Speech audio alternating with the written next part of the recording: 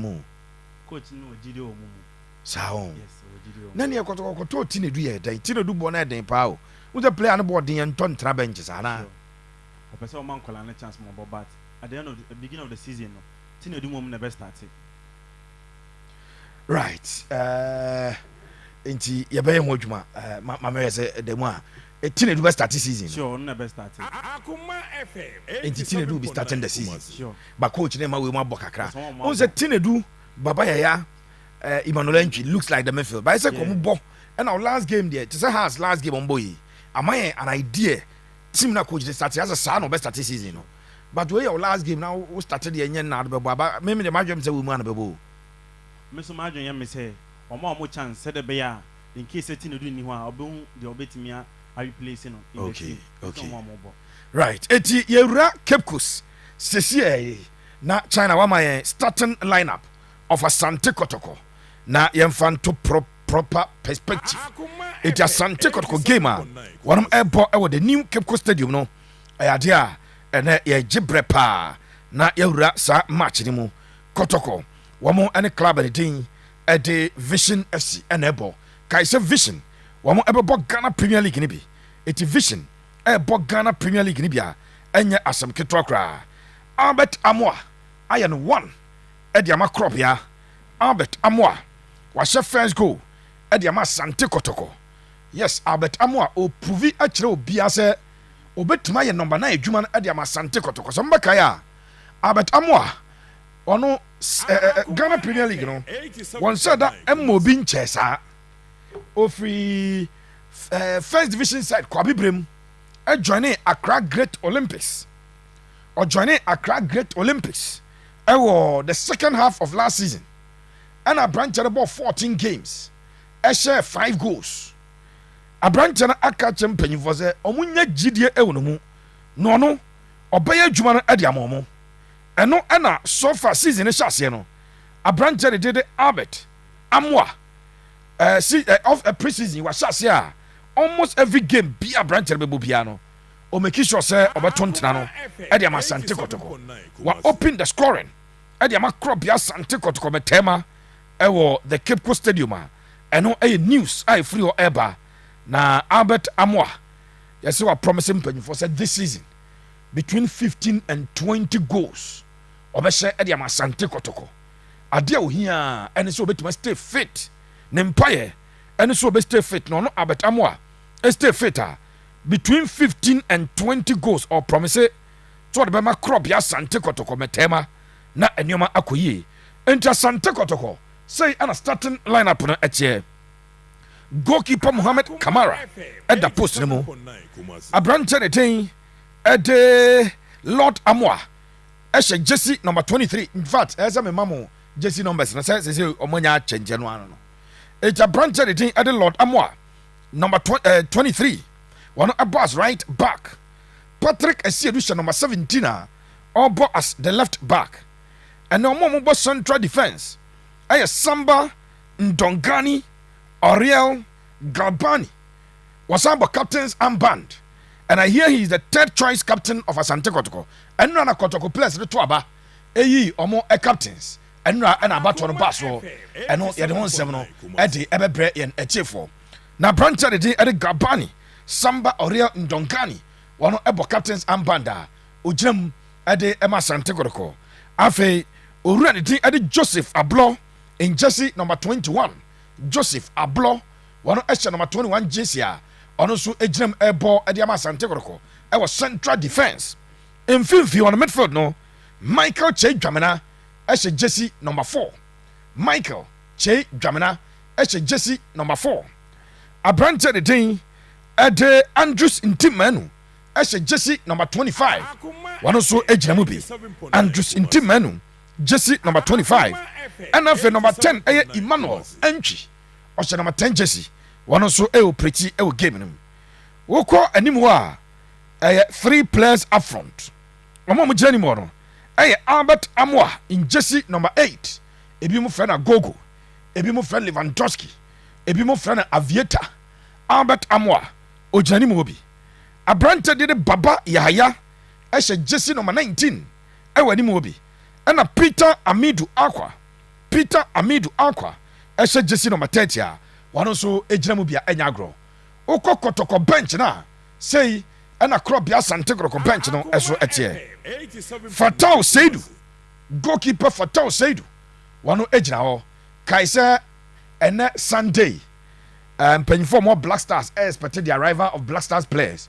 enti owura ne din ɛde Frederick Asare ɛfi Cape Coast a ɔkɔ nkran na wakɔ Blackstars camp Esmat Abdul Hamid ɔte bench ɔhyɛ jersey number 3 ɛte bench Abdul Karim Yagob ɛhyɛ jersey number 9 ɛte bench sanso ɛna Justice Nkuku Blay jersey number 5 ɔwɔ bench Henry Ansu jersey number 15 ɔwɔ bench Saka Dauda jersey number 11 ɛwɔ bench Samuel Tinedu jersey number 20 ɔwɔ bench Solomon Kwaku Sa wɔno ɛhyɛ jersey number 18 a ɔwɔ bench ɛna afei Wisdom Fernando Basi ɛhyɛ jersey number 7 wɔno ɛwɔ bench DJ China Adamfo no afei aberante de Emmanuel Kote ɛhyɛ jersey number 2 a wɔno nso ɛwɔ bench nti sei ɛna Kotoko wɔn line up a wɔn de wura game no mu no ɛteɛ maka kyerɛ sɛ Albert Amoa abɔ first goal ɛde ama Asante Kotoko over Vision FC.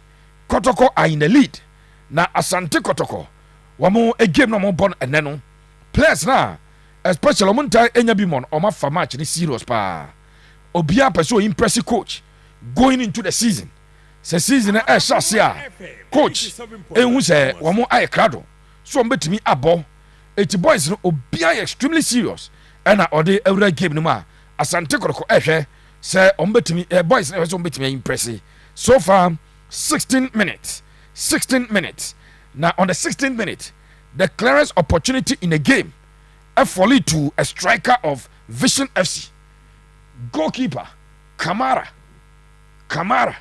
yɛsi save bi a wayɛ no hɔ no ɛnyɛ save ketwa na ɛno na making kai be free has ɔmo Twitter handle sɛbɛ obi nka sɛ pepe oh yeah bias it was a Vision with the clearest opportunity to equalize but Kamara does well to save a goal bound strike we Kotoko ɛna I describe asɛm no saa no eti wei di free or eba on the 8th minute ɛna Albert Amoa ɛhyɛ first goal ɛde ama Asante Kotoko a game no ahyɛseɛ bibia egu so ɛkɔ so ɛwɔ uram ɛwɔ Kotoko yes ma nso mo arrival ɛne nneɛma no nyinaa no ɛnya asɛm Kotoko Kabiru Asante Kotoko ɛbɔ probably their last friendly game ɛwɔ pre-season mu and as a start it's very good for Asante Kotoko and pre-season Asante Kotoko a team be as a very lucky with games are when you born okay or shall I say with in Ketwana and of the ball mediama was Uncle Bobby Vienna Go Stars after that no of the ball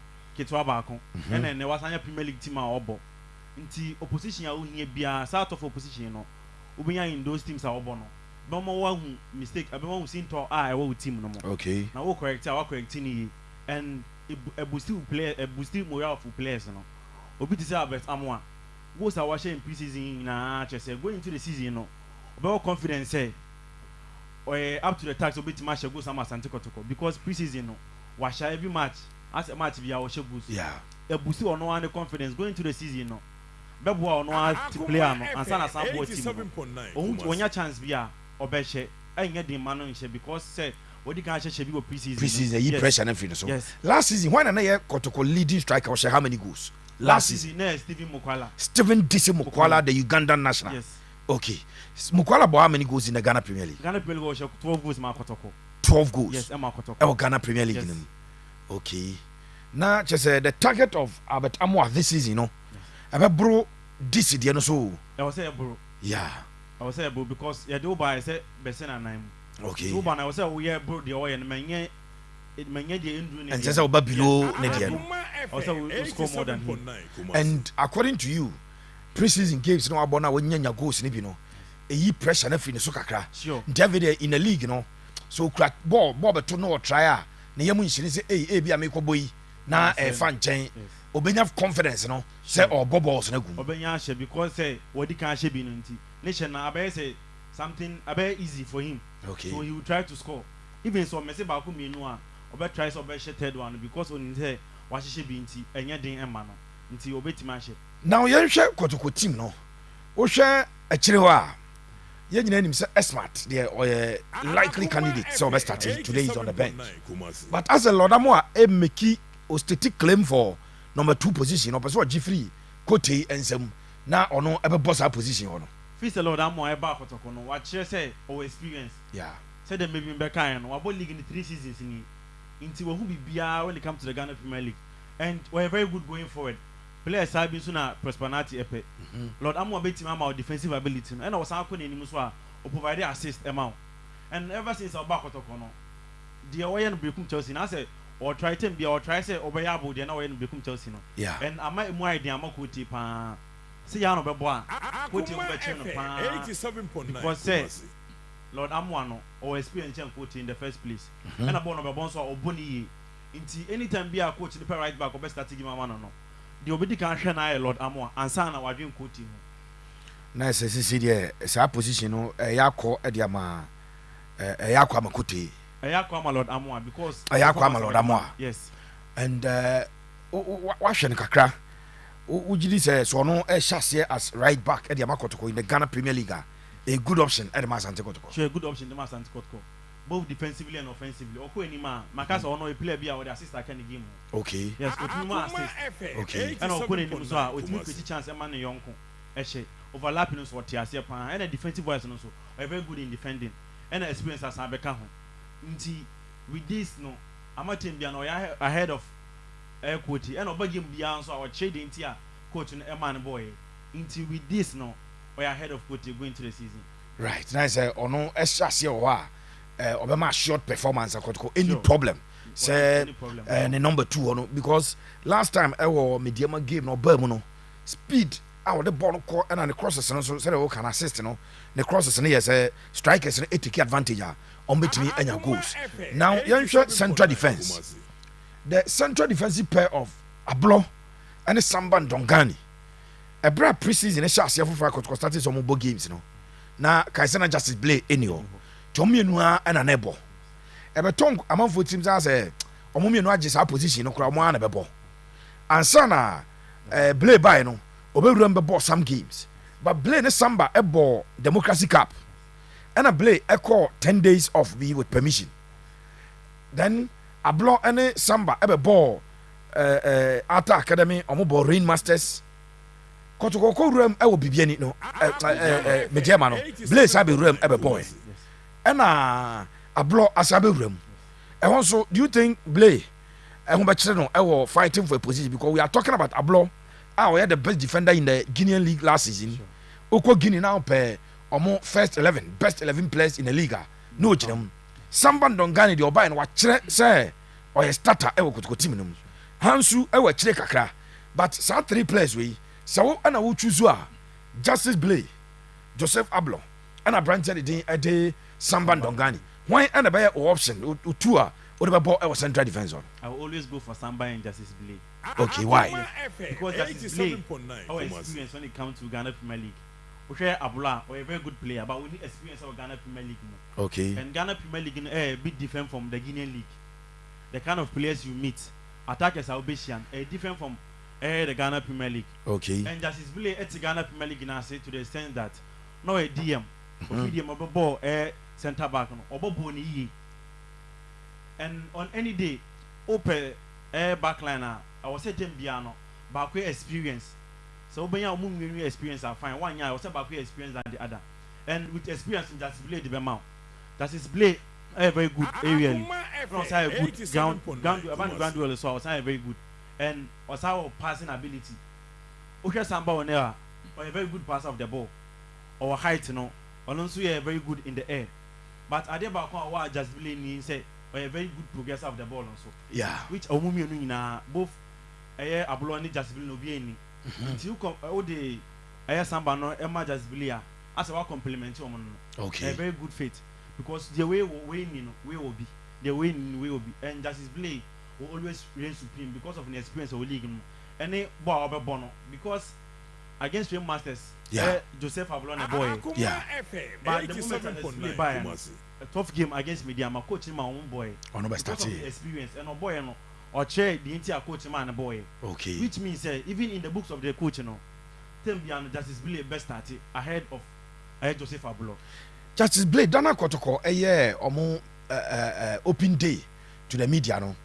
Ono enampe for selecting obekasa or say or the best defender in the Ghana Premier League yepa. Yemfa obia o de opa o say yepa yenko has yenko mediema yenko bofakwa yenko team bia ne yemfa mu defender say o de we beto also no Justice Blade or the best defender in the Ghana Premier League. What just ask him? Justice Blade okasa menene nyajo. Okay. Yes. Or a very good player. Okay. But last is the league I share any day. Justice Blade the best defender in the Ghana Premier League. Okay. Sure. Because both be some elementary mistakes between the defenders now and also Kotoko. Okay, last season. Yes, no Kasa defense no. Until you can say we are the best defender in the Premier League. Menene nyadwin. Right, it's Asante Kotoko team no.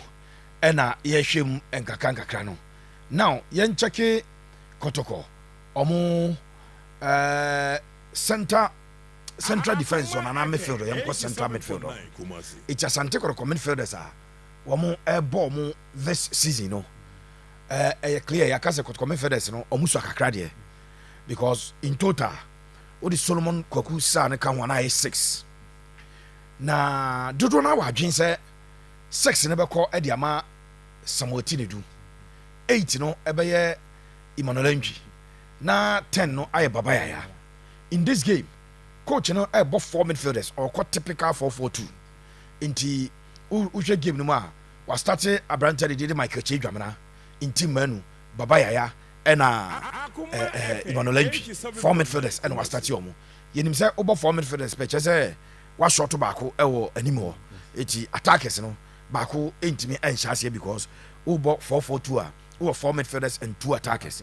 Enti Asante Kotoko ideally what would be your ideal midfield shape for Asante Kotoko season? As remember, say next season and I say next Sunday Kotoko season. I say what would be your ideal midfield for Asante Kotoko?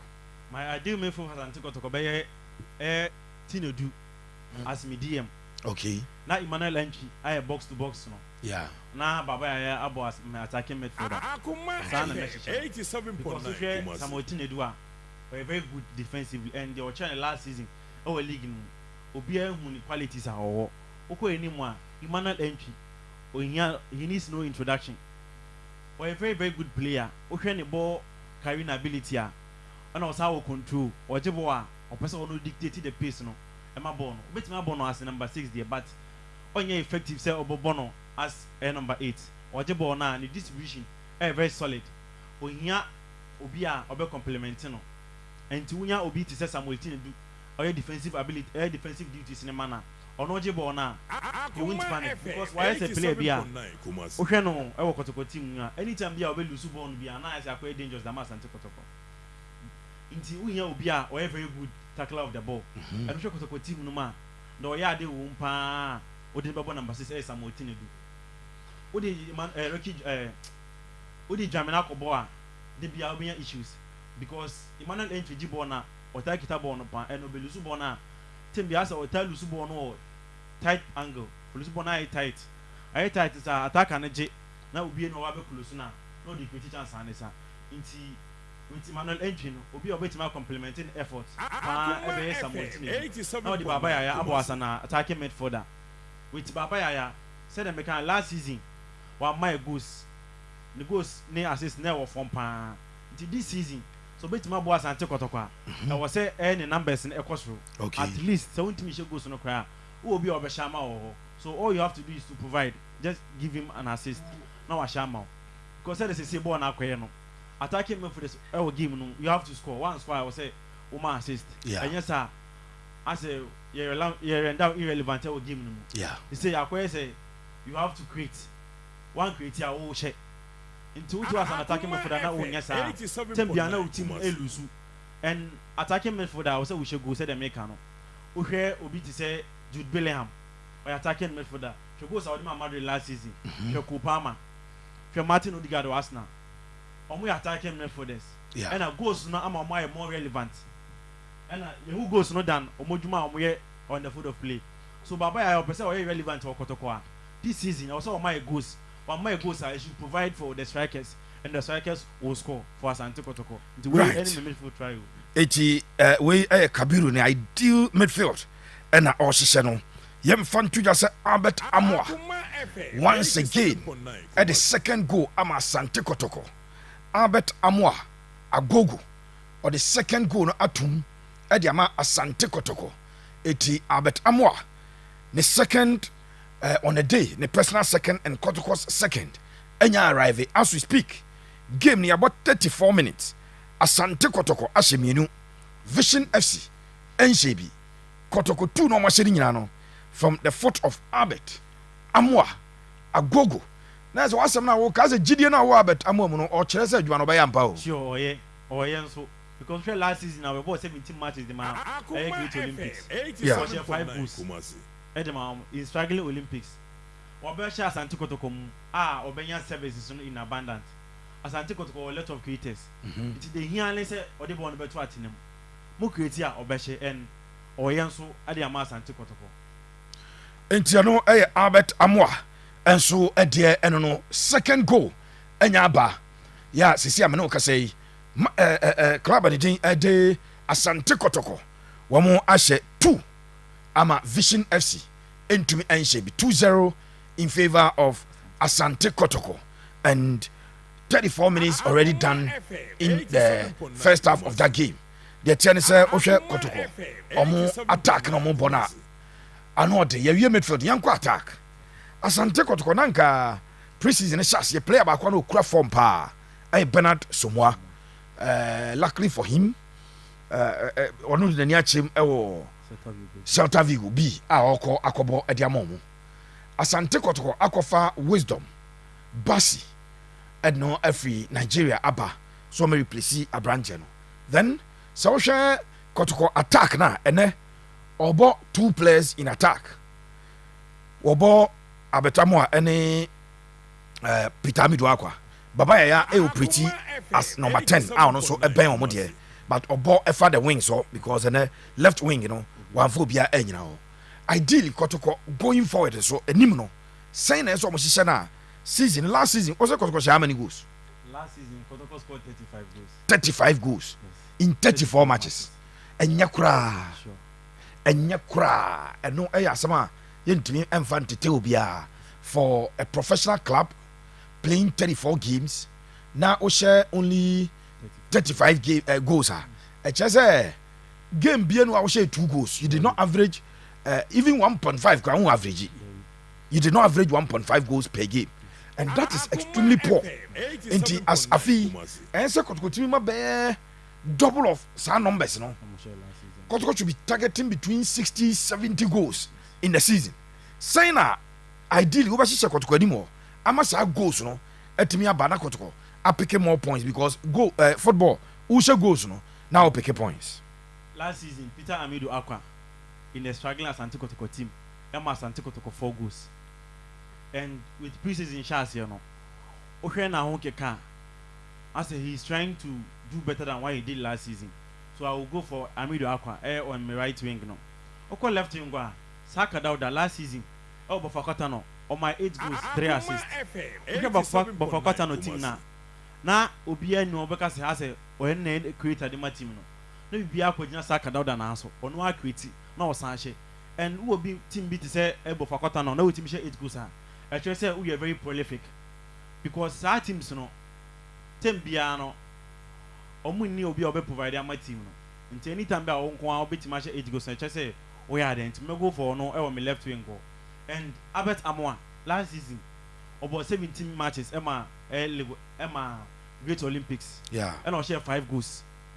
Oba Kotoko pre-season Oba match bi obo bia o share good match Asante Kotoko, and now you can say omo any vision wa share 2 goals on any day. I will go for Amoa. O share try we ya I'm expecting not less than 20 goals from them this season, because of the Omoya in the last season or various clubs no. And Obi to say Amoa, I'm expecting a double figure from him. Samson Asaka, I'm expecting a double figure from him. Obi to say Amidu Akwa, at least on my 8 goals.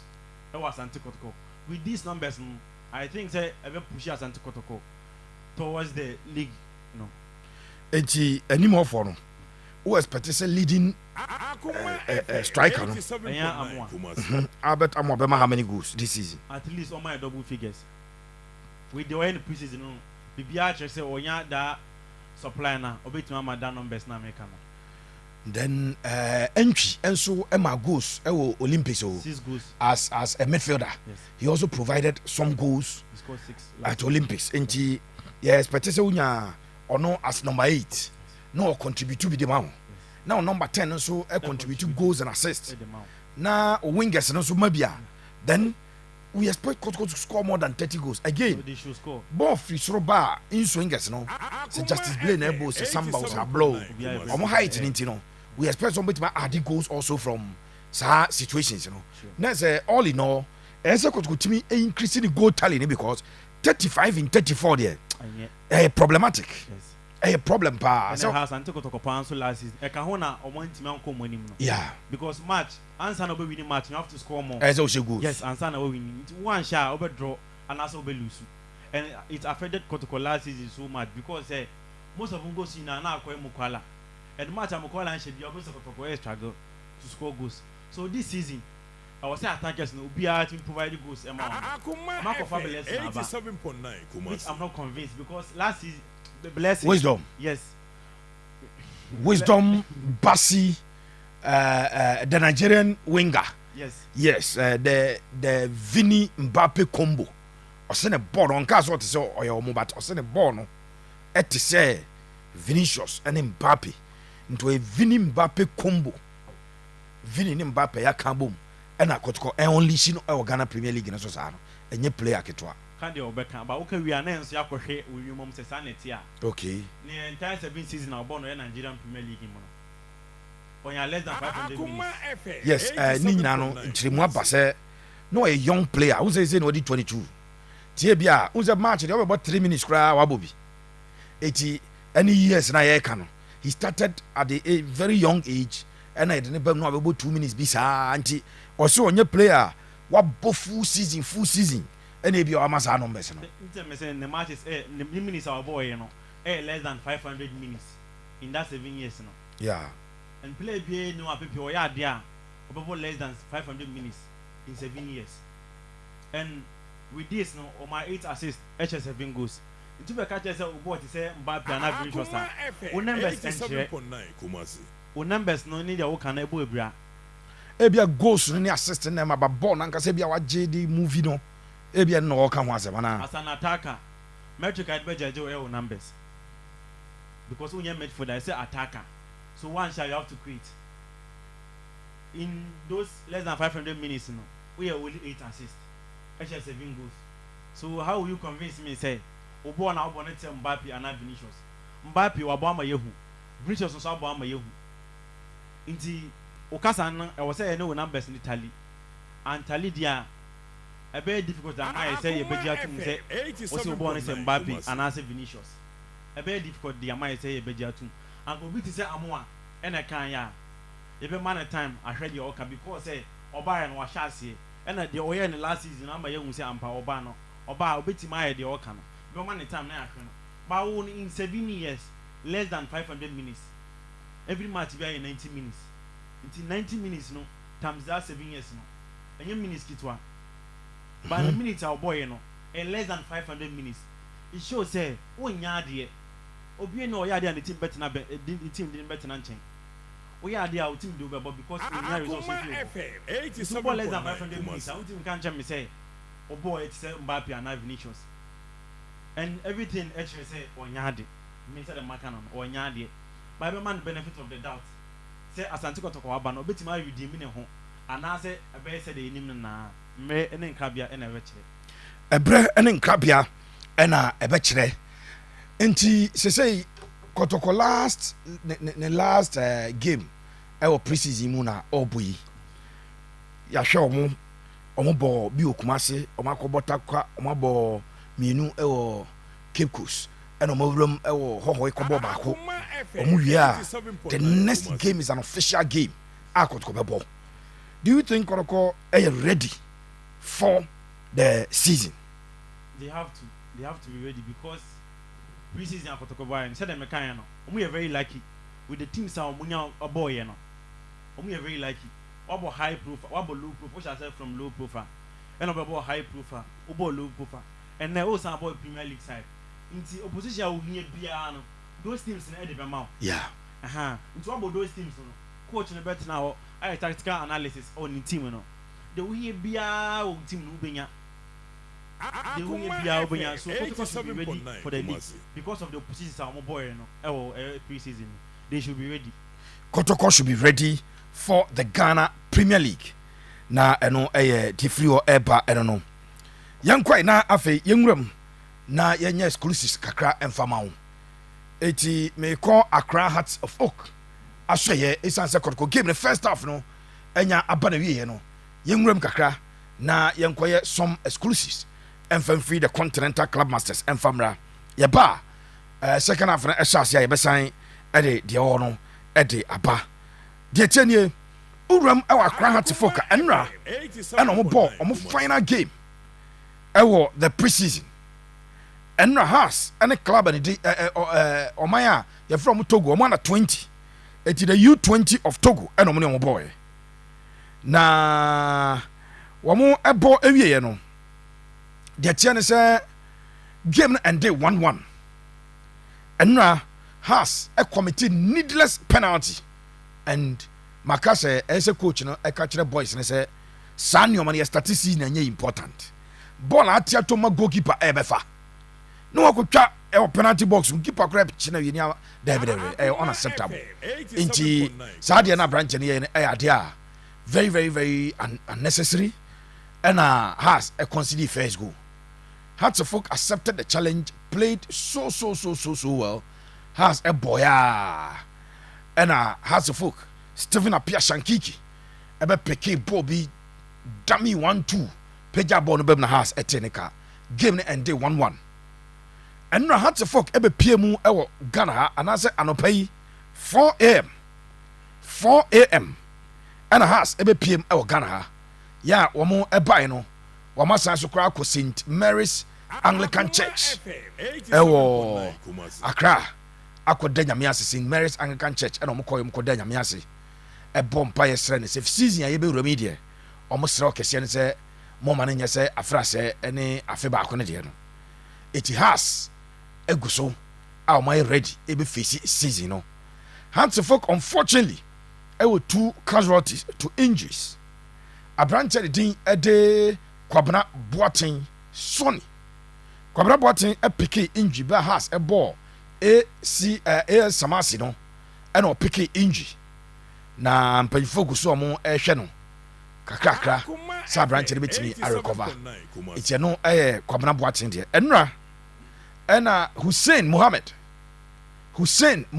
Techima Messi Techima Alonso enso picky injury ono enso omabedru mpanyifo ehwe kwan befa so a entem so wo mo ebehwe na enioma akoyi Kabiru has Kotoko ekodi some days they are back omedru ahomachin 4 no matache omodru Accra nioma nyina eguso a ekoso wo mo season no eba be shase has yentwa mo preparation mo koye 2 games and mo ball Togo na afi yentwe going into the season no how has team no it looking like omo shape et say House of Oak I expect a lot from them this season because of omo shambolic performance am done last season omo pan players maybe on my inclusions am you know e be a division 1 players e be so a Ghana Premier League players.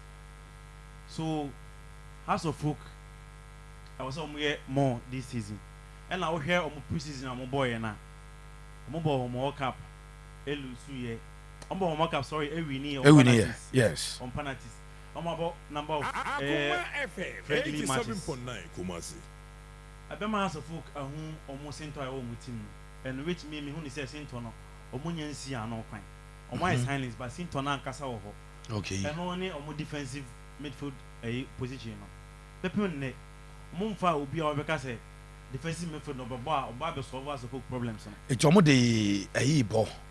Salim Adams, a buyer no. Salim and a ball as the DM. But the is Salim number 8. But it has any bint, you know. Omo de Salim Airbo as the number 6. But as you said, the problem is that on your typical number 6. Now has to player B. Omato division 1 player B. Yes, maybe Marco Henema confirm it at the Amawa. You say or number 6. Into no able to me have a box position. No? But I agree with you, say their main problem is the holding midfield because last season, no more best player the holding midfielder. Sure, Glade Otanga. Now Otanga echo now say when you the whole of the season, pre-season no one replacing her. A hard break but or more out a division 1 boy, our more GDA say a branch bit me abayjuano. And the idea about kind of worry say coaches are trying 3 players for that position. Yeah. Wabo Amufa ho. Yes, or Samuel Amufa. It didn't work. And Obo this former King Voice defender. Obo David Opafrane. Opafrane. Anya Juma. What's up about Salim Adams? Obo Salim Adams o dear man. Kai huni say o restricting no. Because Salim Adams no. Tembiano pese o konenim. Yeah. And o konenim so or that drive no or that shooting ability no. Tembia with me shoot ball from afar. Yeah. And I started to me pick second balls close to the 18-yard box of the opponent now. Into Man City deeper. Tembia no or no nyama we nim here all foot of play no. And no and I will cash and ebe high team 87.9. Has no. Now I was on Mokope DM with Gland Otanga Koyan or Momiska. Sikana or Mama. Now somebody scano. A direct replacement at the mano. But Oman yes sir. Motina or San Akofa or Mufa by Amfa Obama will be young say Amfa. And ne Obama will be never Baba as a makeshift DM. And they now him say Uko share team or solid midfielder or best with you. And team be our engine no midfielder. Medal no. Midfielder now far. Over struggle. No matter how good your goalkeeper is, on to me say who balls are baba swing na. And Uma Bobby be a corner swat, ever channel. If you happen to Manchester United last season, we consider most shots. We consider shot be most shot over APM last season. Now you show almost no be arguing say Unana Nyade. Meanwhile, let's shot to the corner so be free. And the keeper said that make no matter said the way I did. Until and see ball be a ball so I then I was a bedging ever share. Now I was asked to sit out to Kunokai or my intimacy out to Kunokai. Going to the season now. I was saying BB. I know I had a coach in Ejuma Bana.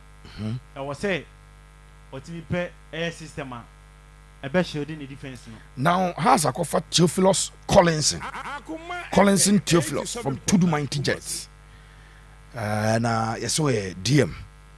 The Collinson Theophilus from Tudu Mighty Jets. Mighty Jet or more Division 1 and as some Division 2. Division 1 or Greater Accra Zone. No. China check is Zone 1, Zone 3, and now Zone 3. Mamma say Tudu Mighty Jets. Oh, wow, or more player. I saw a DM and a Hatfolk Afana Theophilus Collinson. Ebabebo at the Macras folk. ABI say, on bet me abesolve some problem because clearly I was a upfront on but has said any problems are a bad defense war or more air managing a cracker. But a Kamia is problem a yaba a was holding midfield rule and no and Augusto can was China or try because only established player. Of course, sir, free Division 1 never established or try a far enough, I'm far. Sometimes we mean Division 1 for some mobile mutimbo. Or very good. Or very good. And I make this about my head. So a good and answer when you good. But you see, I'm not team Casse or a very good player because they are no. And House of Folk no, a team be a depression and a big team.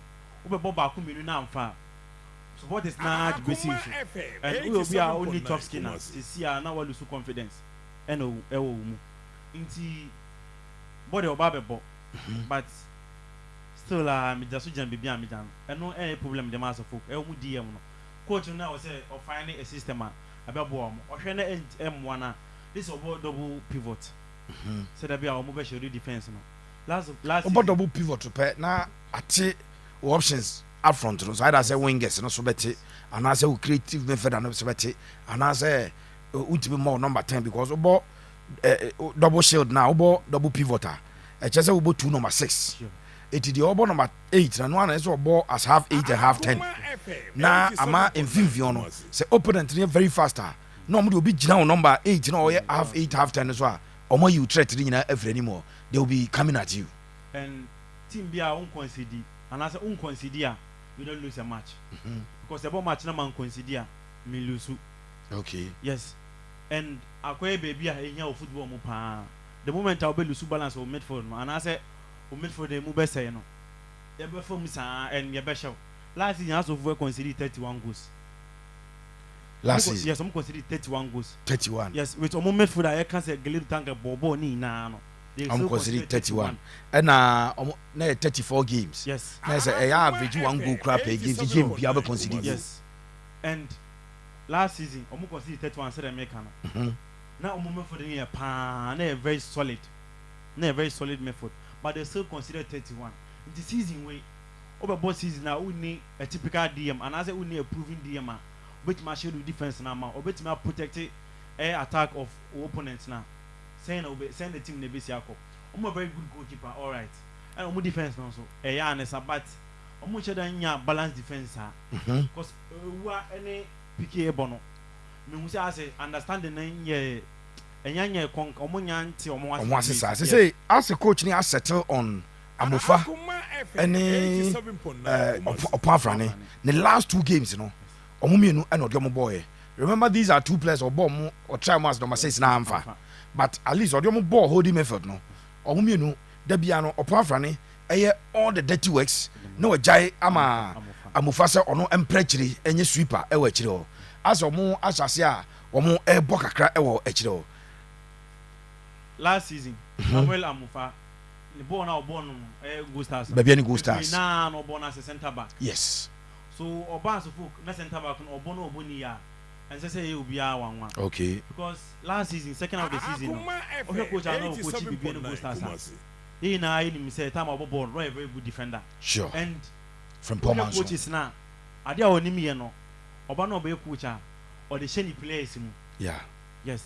And Amufa Esnya nyama bibi last season. Now a DM, but DM no am farmer no when you be ammo. One you be ammo coach na try no as a defender. And obe share hono obo boni until last season obo 19 games. Most of the games ni na most of them obo na as a defender.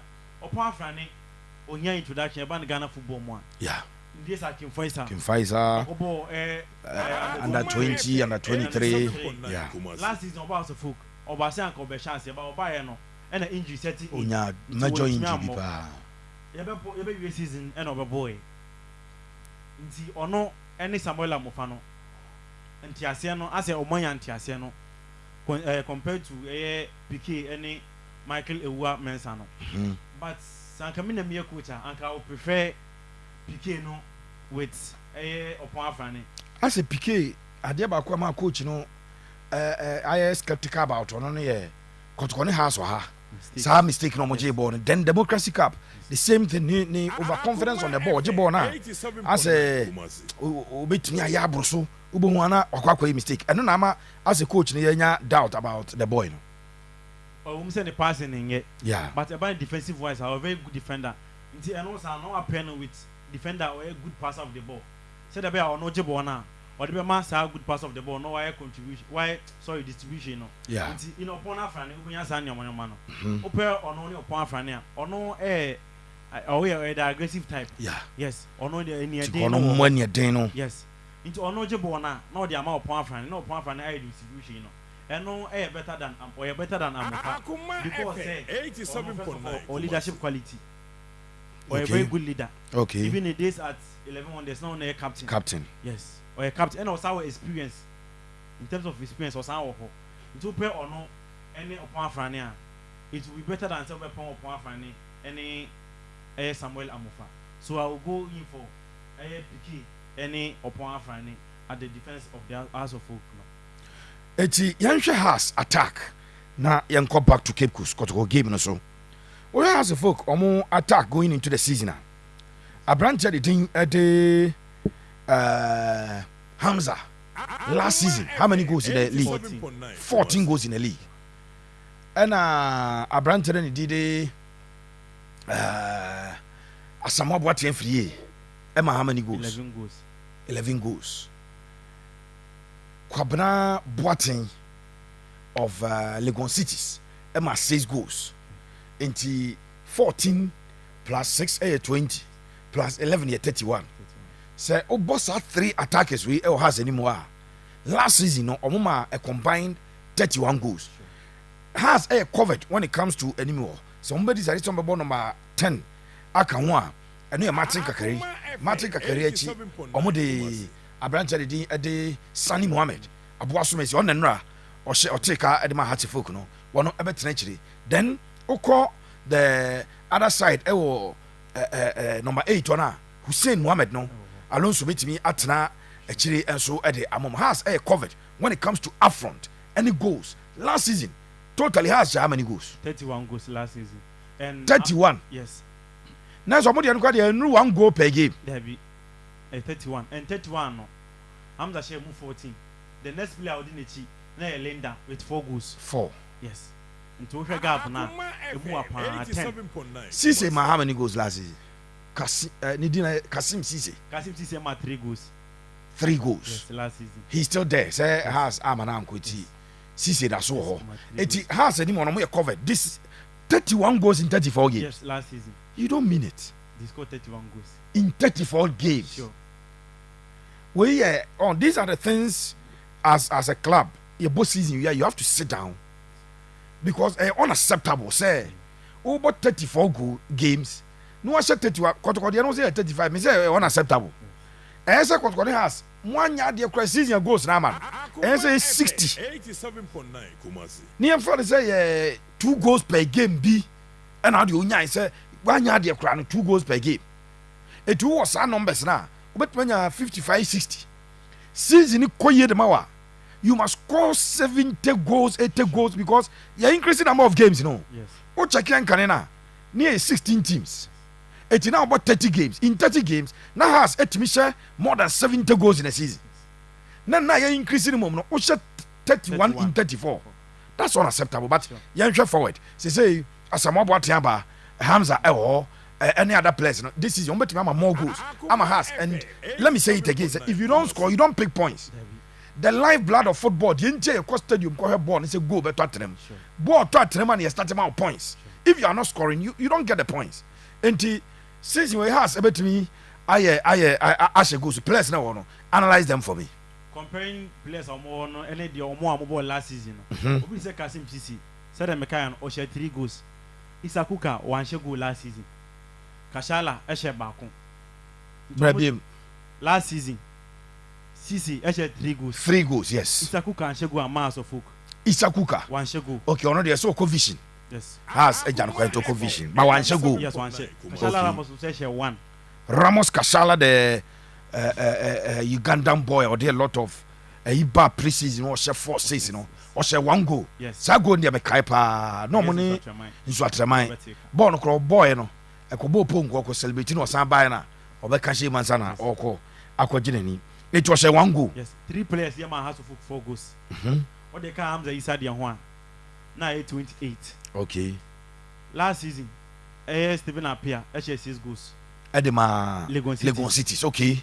Asamoah Boateng so she says oh to me the 12 the free over. Okay. Asamoah Boateng for Nations 11 goals. Now so the 11 I go count 12 no. Now what 20? Yes. And Hamza Isa so e dey dey be kan ho 23 now Hamza dey 14 aba. Into oya consistent na this season. With me Emma has even 15 goals. Now we more dey omo in the last season. Obi a maintain a omo maintain kra. And the house of folk be omo share a lot of goals. And last season Adeba Kwan house of folk goals are now omo share no. Omo draw matches bi ana ka so omo share. Matches be omo draw na ka so omo share. Last season. Okay. We have number of goals na be ka team and our goals now one currently now. I don't push out. And last season said them no. Linda actually 4 goals. Okay. When Di Maria actually 3 goals. When you and I Linda need Di Maria no must create a mass of folk. Yeah. Into mumu ni wa. And the bed ni na abeda Martin Kakari. Eso. Yes. Martin Kakari so last season said Obama house of folk no. One time one my goals sir. Yes, because which I remember against Asante Kotoko. Said the first season and as a young boy, you were not going to expect some amount of people. I remember said Onokra has ebe fan from is it Sekem as a saying on fan no if he had ne call it no any player omoni like one when he done so be say all the goals no at the amount and I know or a young boy I feel now transition into the league proper no fan last season they expect be and free match career sa number 10 row no na ye Salif Ibrahim mom and I expect say obey say you want them house folk season we no o makofa Mawuli wayo aba ai na him say Mawuli wayo creator who are this number of players omo win him how this number of goals push goal dey answer bench obi say Hamza last season or say chances but or share 14 okay we just said this season we prolific akra e can dey last season now about the more but I reach 20 yes because last season I remember was squander a lot of chances now we are Osha obi am fortune and last season one share season na say in I need to know one share season yes no Arrows yes Koopman never complaining say only striker and no promoting ever can team and oba no and oba my 14 goals this season oba share as the main man the master of folk or share we expect say oba my at least 16-17 goals compared to the one in the last season no? Because this season said the make no Mawuli wayo aba oba create the amount asamoah boatin so aba obetima create amount and ono so ehye last season my 11 goals ewo nations and house of folk creativity was house of folk more than nations oba house of folk obi a lot of creativity and house of folk no obi a chance abon said ope into oba house of folk no I'm expecting not less than 15 goals from him because last season on my 11 and as a player of football always be I was say aiming higher last season was 11 now and say this season we say below 11 and that's how I was say we bro sa number no and with house of folk oba in the game against Kotoko or share go on my glimpses kakra so I'll be expecting not less than 15 goals from him this season ebe comes the inside no one house of folk be konin him and wingers na Kotoko house of folk about team this season no as obia magos compared to last season the wingers no house of folk no last season the wingers no magos that was house of folk Dino share one goal pe na Kasim Sisi or to be obi no one share goal but be fi share ba kon di mare share 3 na they were scoring but this season house of folk can wingers are almost share goals Mawuli wayo ebe create amount Chastela boy no so be create Asante mi share omo dey abo so Messi aba out mi create this season I'm expecting house of folk attackers not to score more now mutimi score more ebe push house of folk omo flirty with relegation biom the here let on betima share and Benjamin Asari actually say or a very good goalkeeper and as for last season goalkeeping error e cost omo pa ohwe nketia Richard Atta Richard Ayi and Shaibua last season 4 yi na dem yet mistake na to aso cause na obi a dem bia ya goalkeeping error e ma ne cost house of folk this season omo keeper bit say Benjamin Asari last season keep 16 clean sheet league and he was one of the best if not the best last season who was actually we chia it means say go concession so better and so te now o sha obeko winim and it's as a folk or person who compete as Asante Kotoko all they have to do is say they have to score more no matter how you concede if you score more you end up victorious a shot 3 now shot 4 in a match uno be winning match no. So all as a folk have to do is say almost score a lot of goals and with the Benjamin Asari last season and the Oyen this pre-season no you believe say waiting has a folk goalkeeping problem now they can say they should find their ways to score more goals and if they score more goals this season they will end up being the top 4 and also they will even compete for the league title. Etihas should be scoring more. And if they end up scoring more, omo eba be competitive. Eso ewo. Yemfan to just say Liverpool guso AC Man U. Eti 3-0. And omo ede ama omo so far. Now how Manchester United supporters omo rate omo coach no omo argument omo si rate coach no. It is something that baffles me. Me ayam nwanwa pa. There is no way I coach Real Madrid. Now over to papas now you compare the Ray Bago. Now you got a mock up for be off from the also into 2 caps. Now cause a cap. But Manchester for only more cause no more argue no more defend the coach, you know. but this is the same team at Jose Mourinho be coach ya. Oje odi second, oje Europa League, oje the Community Shield, oje the Carabao Cup. Almost were failing and almost standard no nyade. How they rate this man? Every decision be obey to keep you be our support no. Jadon Sancho wa pamno, Ronaldo wa pamno, uncle we were pamno. But the man clearly any plan. What two young strikers, Zexi and Rasmus Højlund. Of all the strikers are the entire Man City Belgian League in here, Erling Haaland. The entire Chelsea Belgian League in here, Omuni Obia, or better half of the goals are Erling Haaland Beshe. The entire Liverpool pushy, Arsenal pushing say, or more 3-4 players are combined. On bet mama goals at Dawson, not your more about second and third. But Esan say Liverpool any Obia. And Kasala Shebina Liverpool, a crowd will be on to my share 30 goals as a striker. And Kabosi maybe not Liverpool League. But the most surprising thing is a man you coach when you see Kat Yakoto Joshua Zexi.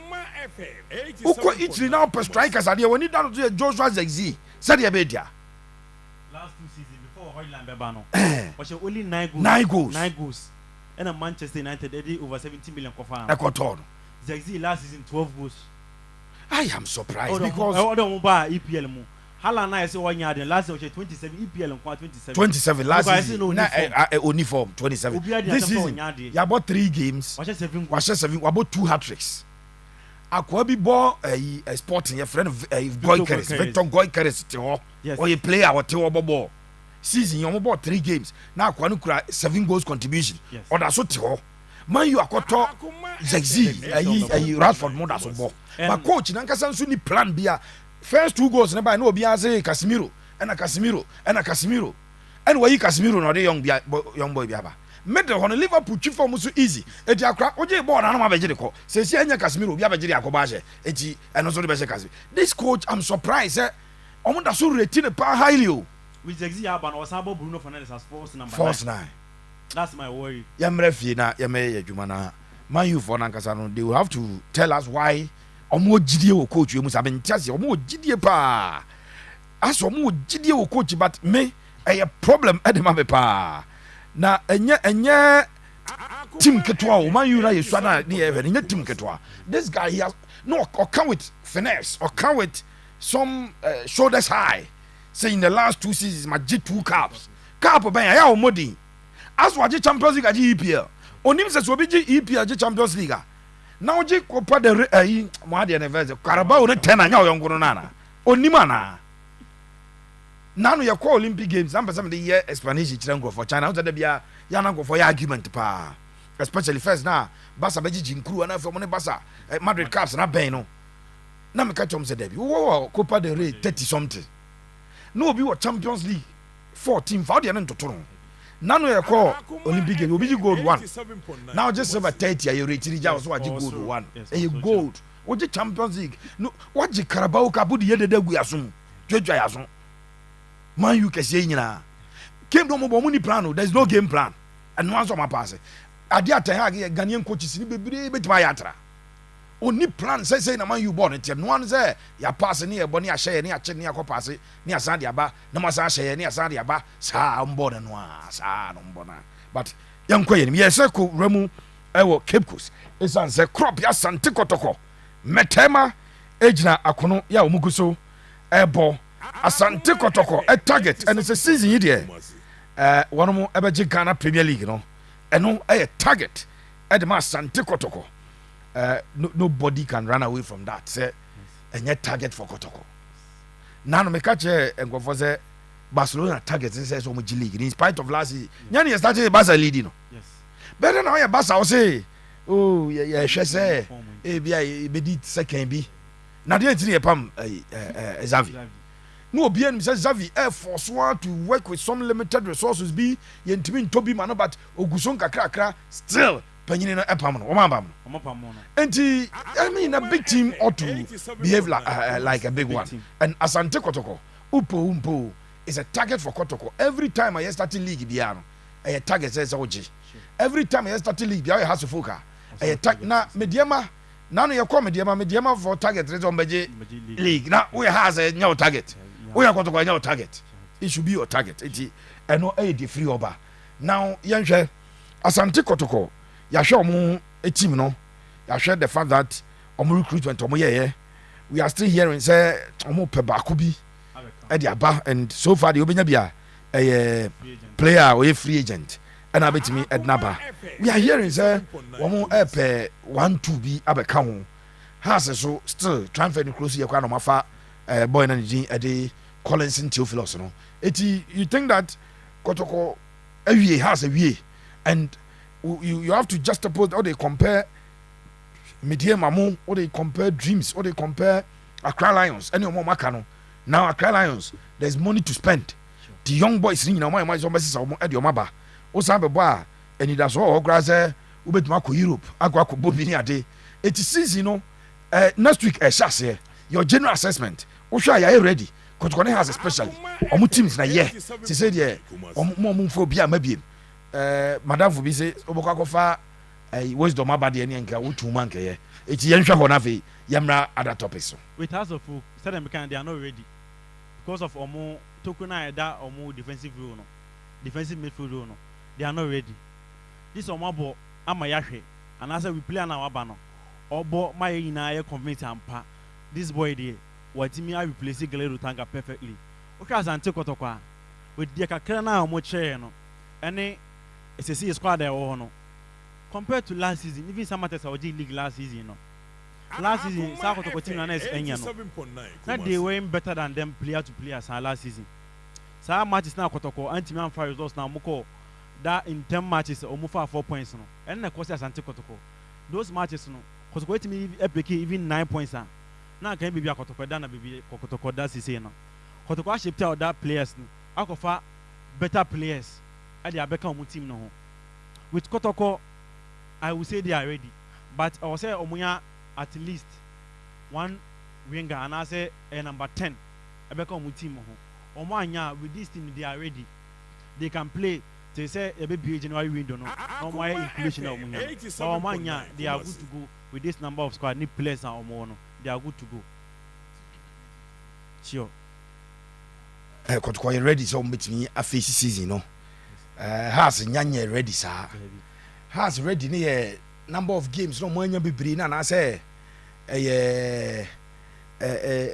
personnel say players na nkasa do because has more players a chain Kotoko share number of players now on players in dozen e the chain Kotoko crowd no na me feel say after so 5 team we na say come more games about 2 pair no na say still about player quality and all of that quality no say left back one no o mama you call Dennis Kosa ni wo tie ka say has left back ope Ransford Mensah yes and o promote Aurora ni back abeka Humphrey Tete Naba going into the season no Ransford no when share any experience kwa Uganda Premier League mo there be Ransford no but damn boat oni bi Uganda Premier League mo and our boy no promoting from Aurora no so any experience yes Humphrey so ukoshia attackers Uganda yesu yenim say Ghana Premier League attackers na dey and our wingers most of them omo di 2 week apa yeah omo pretty fast aside yes and omo say onya dey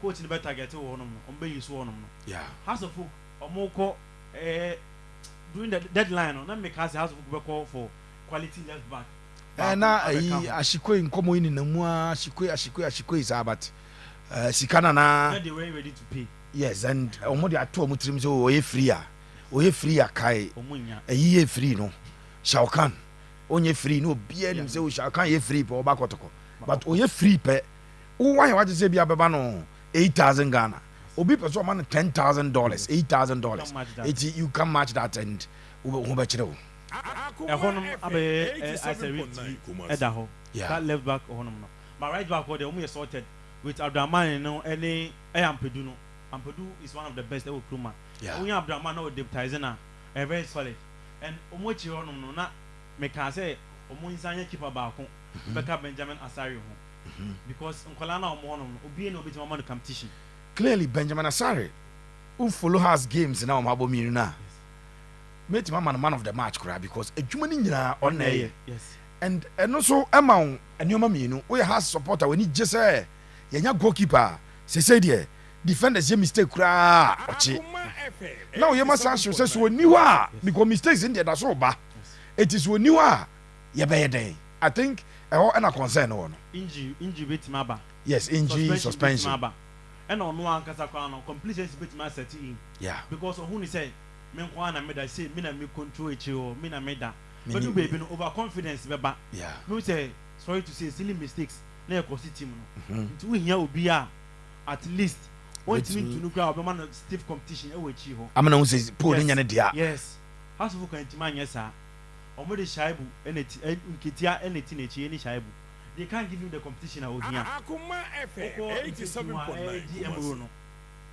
omo ina no they can't compete and compete or go into the season yeah house of folk mbet ma be ball omo de dem be ball because as a player omo ball game one den omo ball but the ehia fi ho no point to miles of folk that defensive show now of folk ehia no omo team ma omo and ever since Aguilera Tanga born akono ma just folk be bia obia hu say sa problem we and e cause house of folk and house of folk anti ansi sa na man ho kwan going into the season we na house of folk main problem because attack said they can no or my quality additions compared to the Omoko last season. Yeah. The last season. We upgrade our the last season. Okay. Fin na per goals no any assist no.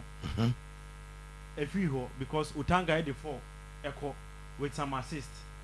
Linda or the 4 goals and some assist ko. Okay. Exactly for Di Maria so share 3 goals with some number of assists.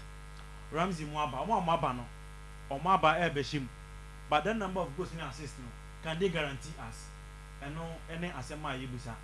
Omuntimi guarantee because say omunya my anya omu trademark. As omunya my hweye. Lenda ba as of okum. Omaye hu say e ba no creativity a. One of the best. Di Maria and so sa. Omu de ni na akọ. Hasifo ka replace omo. By replacement no. Replacement omu de replace omo no. We omunya household name when it comes to Ghana football. I feel omu in every division 1. Eba be replace omo. But fortunately for us folk no. Omo Selim Adams are all experience or Ghana Premier League kaka. Yeah. And also akobo Cincinnati. Yeah. Akobo Abuchi MLS. And also experience kaka beka ho. Inti ono betima pushing boys no. But as a folk elusu in the Midfield our money replace omo. And Nyoma will kaboma. I think say ebe Nyoma kaka bi abe has a folk pan going to this season. But say them can attack and attack and sorted. But the left back goalkeeping no any mfimfini na kasa njina no eno ne ma mu just folk anti and replace ya be how am go into the season right etie no Kabiru na o tenenka ewo dwumadi ne so no a enye asem keto akra Kabiru eso de eno no now yenkwa yerim tima yuvo mko training de mo ye training coach no nya bibi kire wo de bo ye course ro ya de onye we kra bo bi course ma go ahead ye na said as easy hadwen but yenkwa yanim enti vision anya penalty e de atebako vision anya penalty atebako mo amubusa about score line no currently game no 2-1 in favor of Asante Kotoko. Vision FC from the penalty spot one more ate ekarimu bako eno di free oba Vision ateka bako Asante Kotoko ashe 2 Vision ashe 1 we current results are a free Cape Coast eba any other one seven at the amount Kotoko are still in the lead but only lead now has been cut to 1 into 2-1 and no what is happening currently Cape Coast Fiesta TV okay we Priscilla Mumuni I say good evening. You are doing a great job. Thank God for that. Okay. And Eric Odu Nyantechi Ebusa scoreline 2-1 for Kotoko. Samuel Atengani, please. I really admire your work. God bless you. Sir Stallon at Sokobine. Doreen McParlin. Pepe. Where is Asare? Yes, Asare Echo Blackstars. Eti Kotoko team no Asare Emobino Oko Blackstars. Yes. KK Tinedu Bodu watching live from Denver, Colorado. Ebenezer Ofoli. I say Pepe is the best when he talks fast. Thank you. Entry. Mark entry. What's the score now? The score now is 2-1 for Kotoko. The players out in Hearts last season were better than these new players. Has played Togo under 20. Who played with 10? Okay, Kofono in a record about 10 against 11. Has it? Okay. Pre-season. Celtic is Manchester City. Yeah. Celtic. Yeah. Was Manchester City this season. Yeah. By a league in Man City. Yeah. I always tell people say when it comes to pre-season in the league now, I am difference. Chelsea we need summer series last season. Pre-season Chelsea we need summer series. I feel season as now. What transpired? Or Trifano Bossa. They different from league in Ankasano. I agree with you. Pre-season in league proper no. Yeah na e won 7 no. Enye. So as we speak, game no 2-1. Still Kotoko leading by 2-1. But there is this observation me pese awie me ye ho adwuma kakra. I have a lot of admiration and respect for the IMC of Asante Kotoko, led by Nana Akwesi Ewa Apinkra. Nana Piao.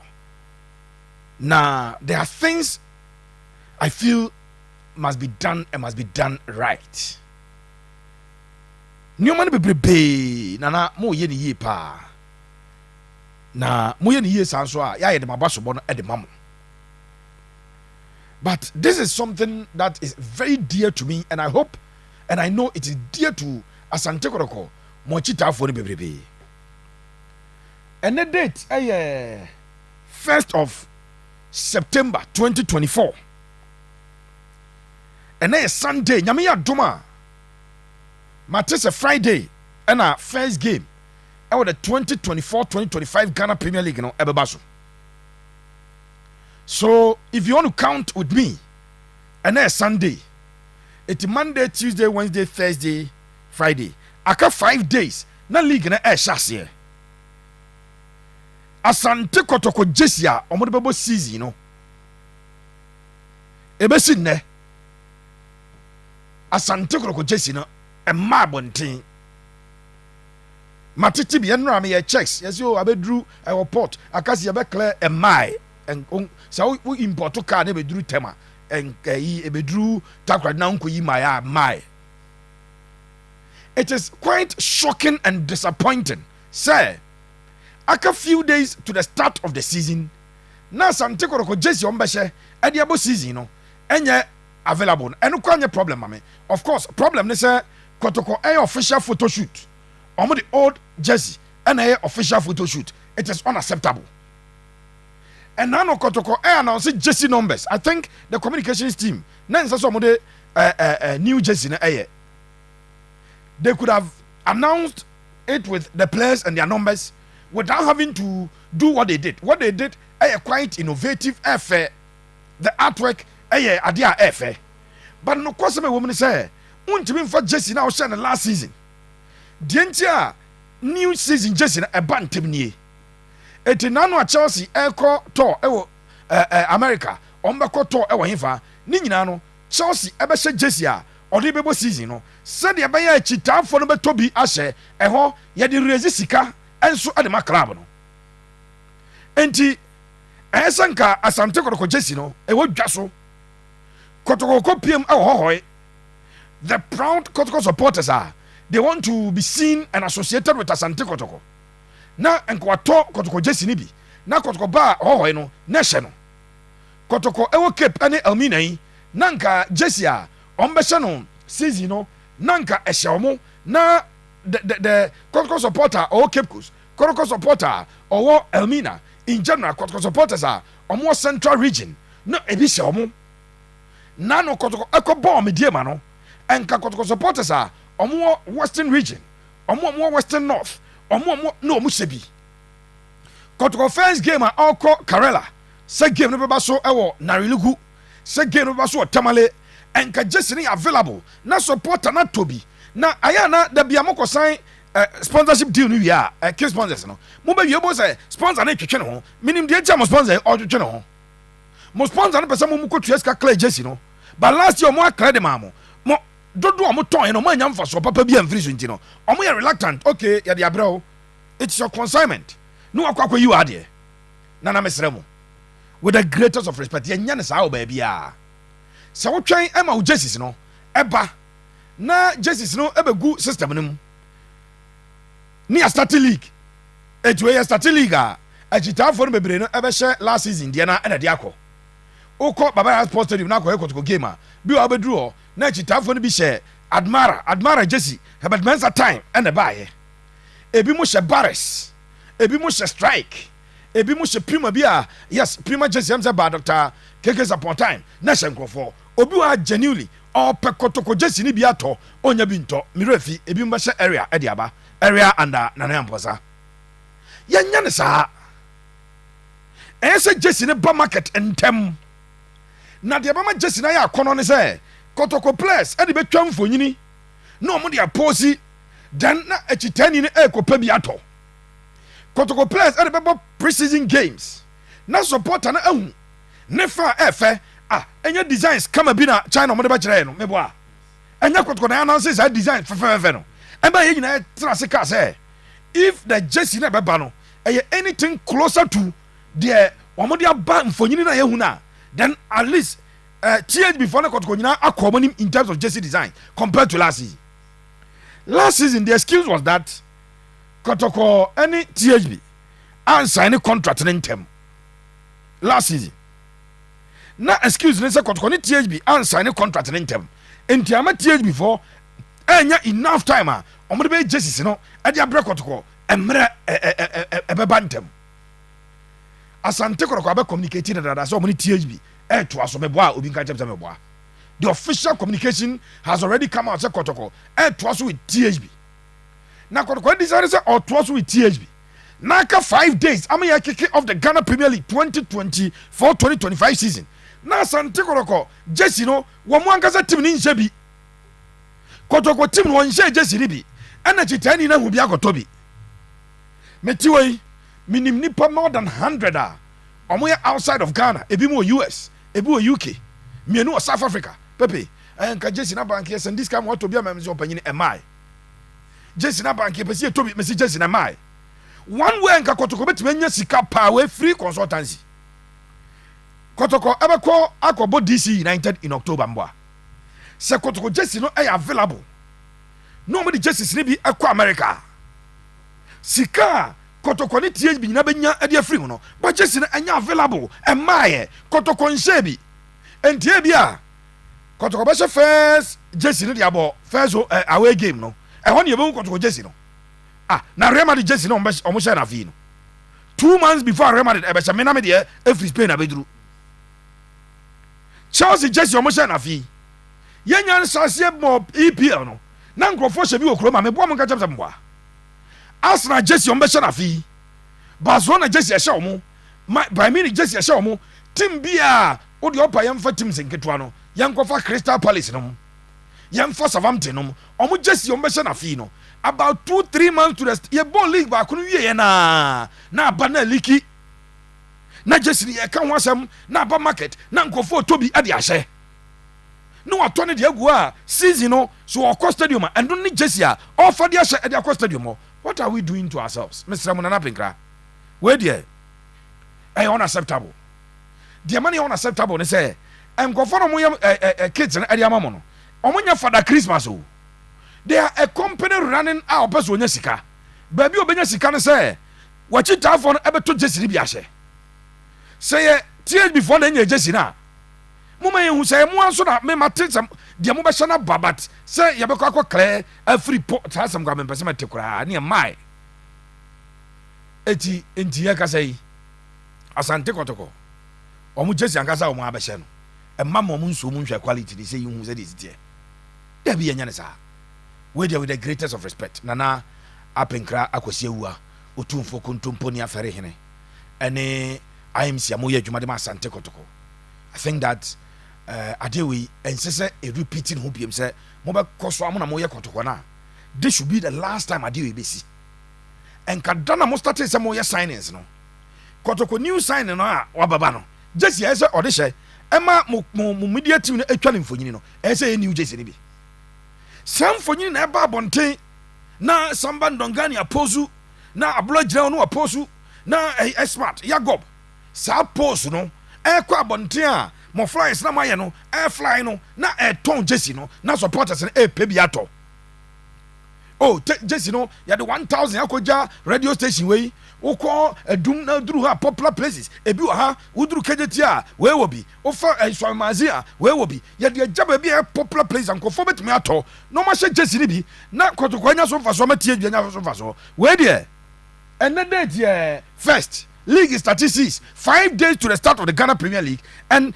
club no jesi no obehye wa emma abonten me Kotoko jampo mi hu bi Kotoko supporter na o team no hu bi and wakoto bi e de ahye. I think that we something that is very very very very unacceptable, and I think Asante Kotoko company for ya kasa me catch am say someone not getting a key sponsorship deal na is difficult at the mama se mutumi kwa abonten na mo ankasa mudi sika ekoto jesi Kotoko se wa de cheap ko China per company Ghana ha teams by 5 crowd Ghana ha omo hye de Ghanaian company ye jesi na e amom negotiate na betima nya replica na na form because the ordinary Chelsea supporter on the street oyisika to Chelsea replica jersey Ghana Madrid nini tobi Barca nini tobi Bayern nini tobi and to let the price be competitive na fe mum stars na culture sa culture no emerson supporter stream say we supporter is to club jersey share is to bi share na mutu tobi sha na sa culture na ka omo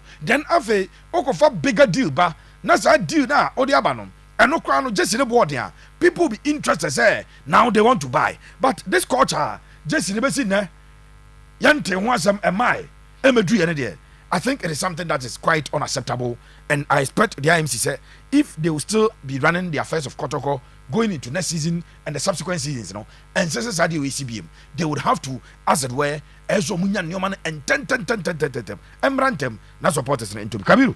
So has just in my basis every Menti o mase o hwe team bi ti say Simba e wo Tanzania omu iso omu Simba day no yes e de ton jerseys pa na onim said that o me Simba day no almost obi obedress bia yes e de official club jersey for season no and enti no omo adwene ni say on that day nipa 20,000 na Baba Stadium nipa 30,000 40,000 50,000 on 50,000 copies of the shirt. And on Kowadi cut to 50,000.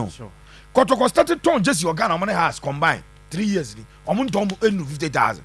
But Simba, any younger, it's because a younger day, and a Simba day, and a Azam day. Na and nano Tisanka Kotoko day, ya Koba Bayara. A requirement is a social club in the season just in Nasa Babayara for 44,000. Na dan oton 30,000 jerseys ade chena ka say oni tie bi nya adwuma open Puma open Nike wo say unya because utimi ton 30,000 shirts in one day sane ye adwuma no we simple sane omo ye na ho and omo ya obi a resource wo dey no ka o stadium no one share jersey ni bia na so why out watom onkwa watom e push obi a ma mem onkola nkete kwa de hu say obi a hye ne de e de stadium e ko Simba dey e ho na mo value mo players e no mo jerseys a mo be hye and na kwa coach a okrumo yes each and every year bia Azam Simba Yanga obi a ye ne de hwe the likes of Ali Zamalek de bia mo say mutipen ne omo but mo nya ne oma e che say mutipen no Ali ni ombru na ewo but Ali betima ka che ombru say me no nya adwuma kwa biom me ko Adidas because say number Ali di ma omo no ntia anka Ali ni numbers Ali ntimi kan kire omo say me no beja adwuma me nya adwuma bi yes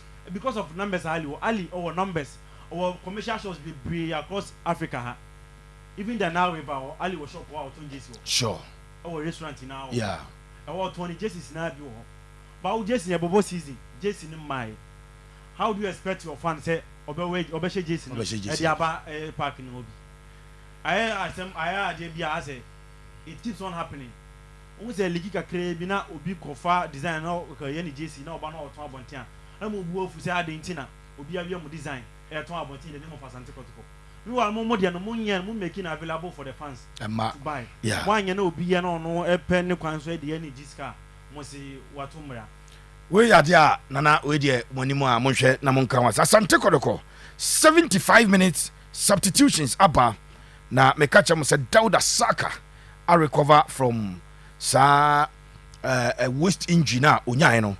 Dauda bɛbɔ shot bi ama goalkeeper no ɛyi still 2-1 na substitutions akɔ so. Tinedu, Saka, Kote, Yagob wɔn ɛba ɛbɛyi Amoa Albert Amoa Lord Amoa Baba Yaya ɛna Ntimanu wɔn ɛbɛyi wɔn nso ɛde firi mu a game no egu so ɛkɔ so. Asante Kotoko still lead by 2-1 75 minutes ɛna yabɔ ɛwɔ saa game no mu ɛwɔ Cape Coast a ɛno ɛyɛ game a egu so ɛkɔ so dedede a ɛnyɛ asɛm ketewa koraa.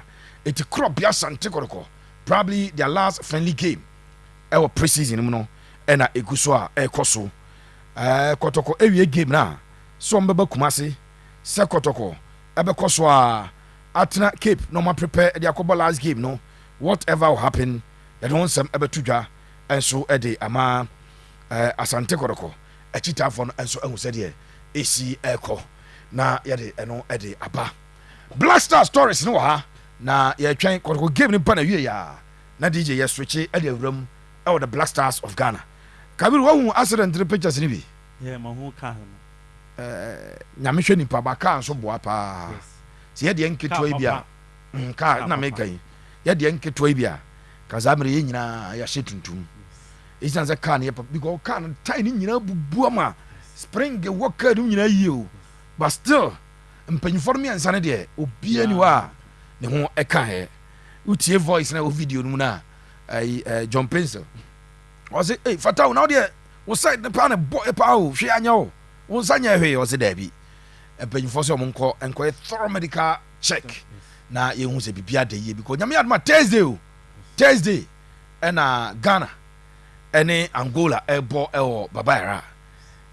Coach yɛsɛ ya ɔnyɛ yi ɔnhwɛ yɛ bɔ yi bi ne adeɛ na ɔkɔhɛ first game na afei ɛyɛ asɛm paa but bibia bɛyɛ fine nti ɛno ɛyɛ de free ɔba ɛde wɔn nsɛm ɛde ɛtudwa now DJ China ma yɛnyɛ second one way ɛmfa ɛnsɔ so nyame adoma Ghana Premier League no. You see the weekend of 6th, 7th, 8th, 9th, and match week 1, our Ghana Premier League, basso. Asem we makana mania bre awie pa. Dientia ya bobo ni bi different days and different times, you know. And for fun. Nya ne fekeke ze obi money Friday, no be money Monday, nya sentia. We play the games at different times because of TV schedule. And to now go follow time ana England before 92 on the premiership proper no. No mfen division 1 no need to be bomb matches na 3 p.m. Cray ni abo ni apon no bi akọ baby. Sky for trase a proposal from Sika. I think at that time I started with about 90 million pounds or so. Na on head of ebinsi we as da say I did 90 million pounds to TV right and a bank kakra na abedu baabi adu no e ho ne yɛ in fact in the English Premier League one thing na any part of Premier League Friday night games and Monday night games but me can say between 2013 14 15 16 ho no omo de be shame because na Spain for saa de na pass Spain and Italy about Friday night games. No more Monday night games. And over TV viewership at the time now. I started a lot of TV numbers. English Premier League for decided say almost a and in fact when the Premier League started, so almost the top teams games and a beshero. The Friday evening game ube come na Arsenal ni obi. Ube come na Chelsea ni obi. Ube come na Man U ni obi. Man City ni obi almost the traditional top teams, you know. A game a beshero. Said the bear Ombenya TV viewership no numbers no ebe kosoro so they started that thing. Say a weekend of 6, 7, 8, 9 6 near Friday, 7th Saturday, 8th Sunday, 9th Monday. I am telling Ghana Premier League teams and they say born you ain't my TV so you people should resist Saturday and say oh kobobo Friday for what? And for instance Kotoko ne Karela. You see game no Friday, ebesi na kwa yinim se beba so na regu se beba so e wo tamale. The point is that se game na e baso e wo tamale e baso na regu on Sunday at 3 p.m. The number of people are on be pia kwakwa e bo ni bi no e do so beberebe e che Friday a awia nipa kwa adwuma Friday awia nipa kwa adwuma. Tamale Sports Stadium Firelight ko nya papa dada na regu ye ntumi mo under Firelight e tu ka say home team na one season no bebo no ni ska papa bi ade ma no say baby a Ghanaian teams ebenya sika ade aye ball eye gate fee ombaji gate fees ombaji. You want to stand for them say gate fees ombaji no so no o say you ade o ma free Friday and I say you ma free Sunday na traditional time ade ball akọ Friday no problem.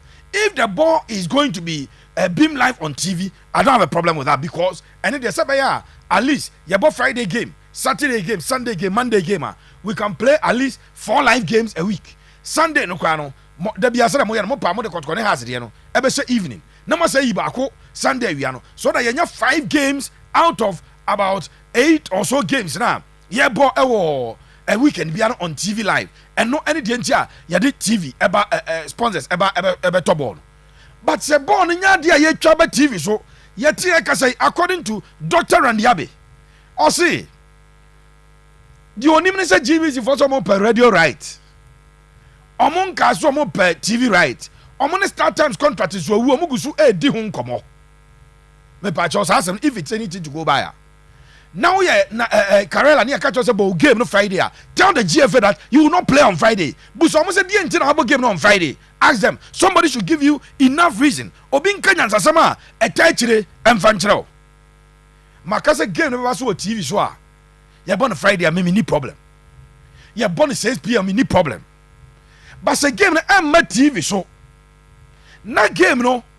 Yeah, bono and yadia ye chako TV so live. You people should tell them GFA mun show money kan kranche mo na mo ya hu fododo mo ya hu fododo mo ya bo kro mo ya hu fododo usuro se ket bu befu ket no a team owner te say wa ket e bi kro team kra aye big change team no na nse na ni tie no abaye FA president no a team owner te say wa no mo ma ba GFA ni bi ko no wow start away and your tombe Lagos cities na nya go jante Nigeria o free ball nko wa de ball ko o che ball ko say ye mo bobie because president go jante Nigeria bobie. I mean you people should be bold enough to sometimes tell the people mo manage ball no mo kan no crunch mo say opanyini ball now say me on Friday me on Saturday me on Monday no to what end me ball no Saturday aye den na mo ntie oni bisa Kabiru ko Premier League ni ma mo ball Friday games Monday games no you check TV right now your component is increased because you more on a normal days a Saturday Sunday na and na traditionally the games that were England na and kabenya osika no ya more sad time ninti no omo make sure say TV right ne channel unya bibi account Ghana how the upper me more games in Monday and Friday obi ama hwe especially any TV right sponsor me pacho Kotoko has a folk Adriana Stars Mediema Bibiani Gold Stars League no more be a one for Accra Lions Pando out of Lions Baseke Holy Stars Vision FC.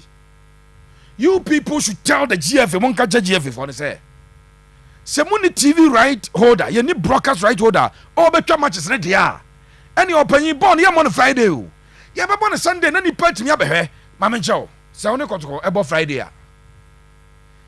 Because supporters of Mokumasia and can give me a Sunday on my fabas abehi no mama because Friday or two be a juma will be a juma. Nipa no say no more juma. Again, game no crown. Now you look at 12 hours. It is an impako bet mabehi Friday na. I just be a Thursday no me free. No abano abehwe no asa travel 12 hours up back. Ente kwesi weekend a boni pakronoma at least obetumi akwa bana Monday wakona adwuma so e dia nhyehyeye na GF no mo ye ne sa say ye nya de abeto say the weekend of 6th 7th 8th and 9th enti no sa na ye bo no e bia o planning because na wajo so benya TV amomotwa say ye nya obi amane nkotwa TV na me kasa kire Ghana Premier League teams no mo ye hu fododo mo nka che mo GF for say da bi ye be bo no Sunday wi ade anya hwe no team na free Tajima Bani young apostles say young apostles a book game Friday what techima no book game Sunday what techima the number of people on babahwan what techima Friday Sunday no enye bi any Friday Asante Kotoko kesiye so obo match Friday you attendance obo match Sunday you attendance Kotoko Hartlepool Nations FC all the Premier League 18 Premier League teams monkanche GFA for no say if the games will not come on TV there is no sense nyanse bian techre so we go no on a different day it doesn't make sense Kabiru asma make kabeba no crepe pan so we on Friday because we on Friday can answer Friday because they go TV so sure and yeah if you know mejo mo a menton mo ase because oko Zambia league no eba DStv so yes Zambia league eba DStv so how come say Ghana a whole Ghana Premier League any broadcast sponsor now I say must I relaxed akwa congress my relaxed but say league say without broadcast sponsor we say any headline sponsor how mejo wa mentiase Zambia Rwanda even those small countries omu league all broadcast sponsors that's how our headline sponsors my community a lot of money every sign your man until to Roma now we are ball now we need broadcast sponsor unza any headline sponsor how do you expect the teams to say mobile feed your players no first of all mobile then your players neka hwe Roma said they are quite to wedding obi fi Kumasi Asante Kotoko eko na jirega eko bo karela hwe kwantu hwe ska obe spende oduru komo okwa ni players feeding hotel say sika obe so kofa na he meanwhile wo ye league no umfa sika bia ni wa say wo de to so ma broadcast sponsor ni ho obe mo musika headline sponsor so obe mo musika o cha ma ebi so ni ho so how do you expect the teams to say ombesimi afidio mu players first of all say na ombaye e de cho mu players ka na akwantu no kombetu akobo no ombaye den na akọ wankọ awo obetena ho say wa fine no what in 3 points 3 goals asa atin additional points aka ho wo ye league no o mamu nyam ma omo ombaye den e na omatimi akobo e matches no e wo kroma because team ni be ya this who spend this guy or team no na team no or spend this kind of onya bibia in return na odwen say best spend ana the teams are more EPL ska mo spend EPL mu because of ska omunya ntia team mo team spend no entina de bia say teams are more EPL mo spend this kind of teams are or more France Spain Italy because omunya ska those teams no entina mo team spend onya ska kan team spend opposite players no spend opposite teams spend na we league ni competitive esa high quality this who spend our teams no omo musika ansana league no league ni betima competitive nyesa tembia nketwa no beto omo matches tembia on beto omo matches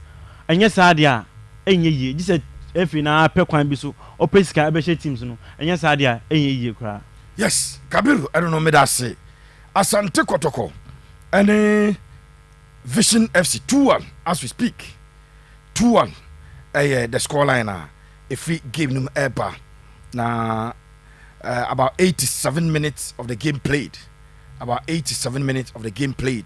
so far as well. I support you Pepe. The club should boycott Friday and Monday matches if the matches will not be shown live on TV.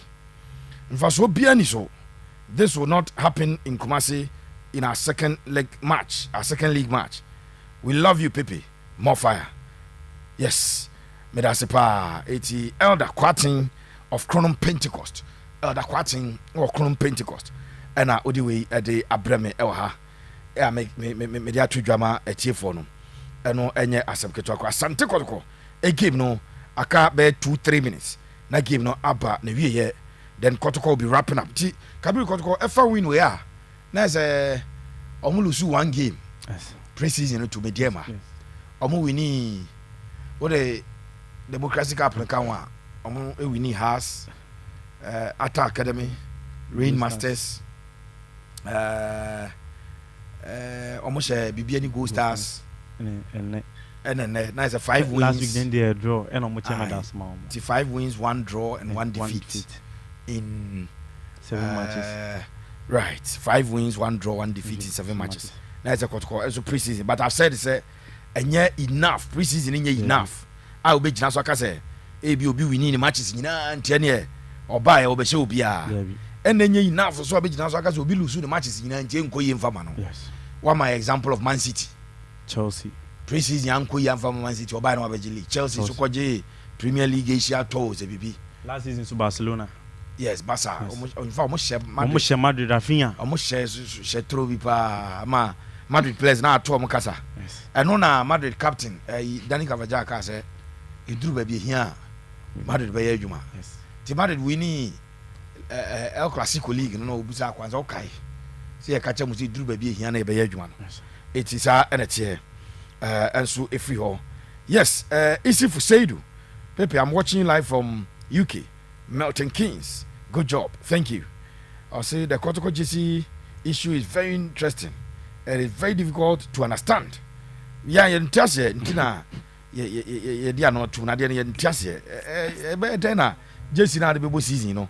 Say, Mayu, Zaira, Fahim, Utina, and Jassi. It's no air kakra, if you were ever. Now, Kabu, other teams, you know, before season, never chassis. Oh, expertise, the team be, I preparation, yeah.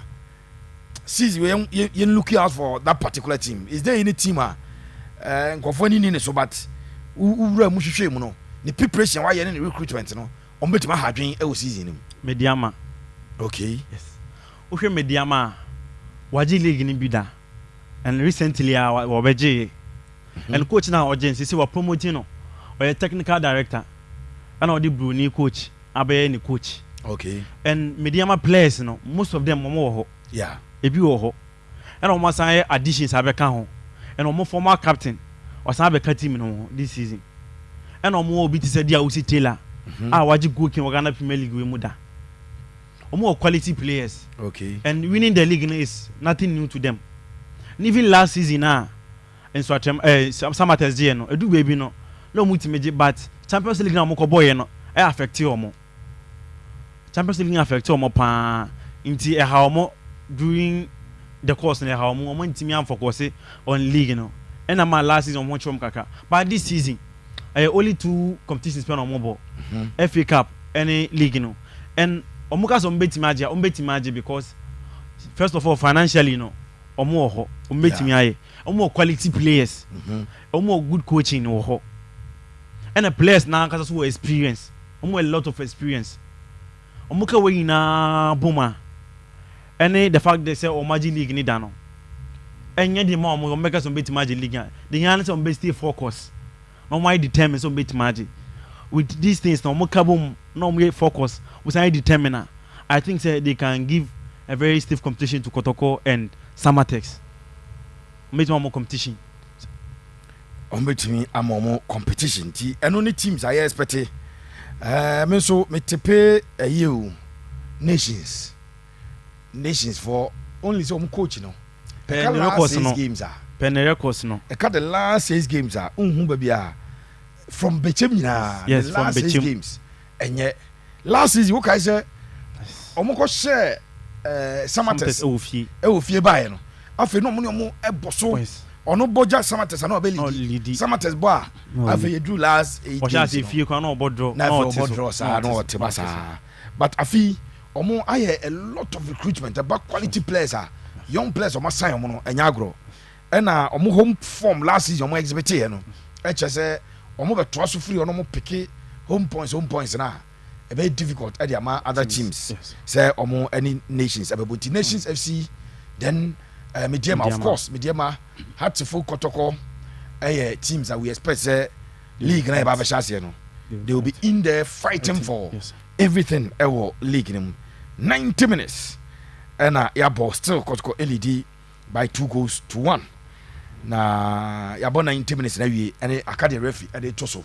Na afi game no about the way Asante Kotoko and Vision FC. Kotoko almost snatching a win. Na omo enso ahwe. Kabi goal scoring na preseason akwasa the Kotoko goal scoring. Kotoko she goes back one-sided.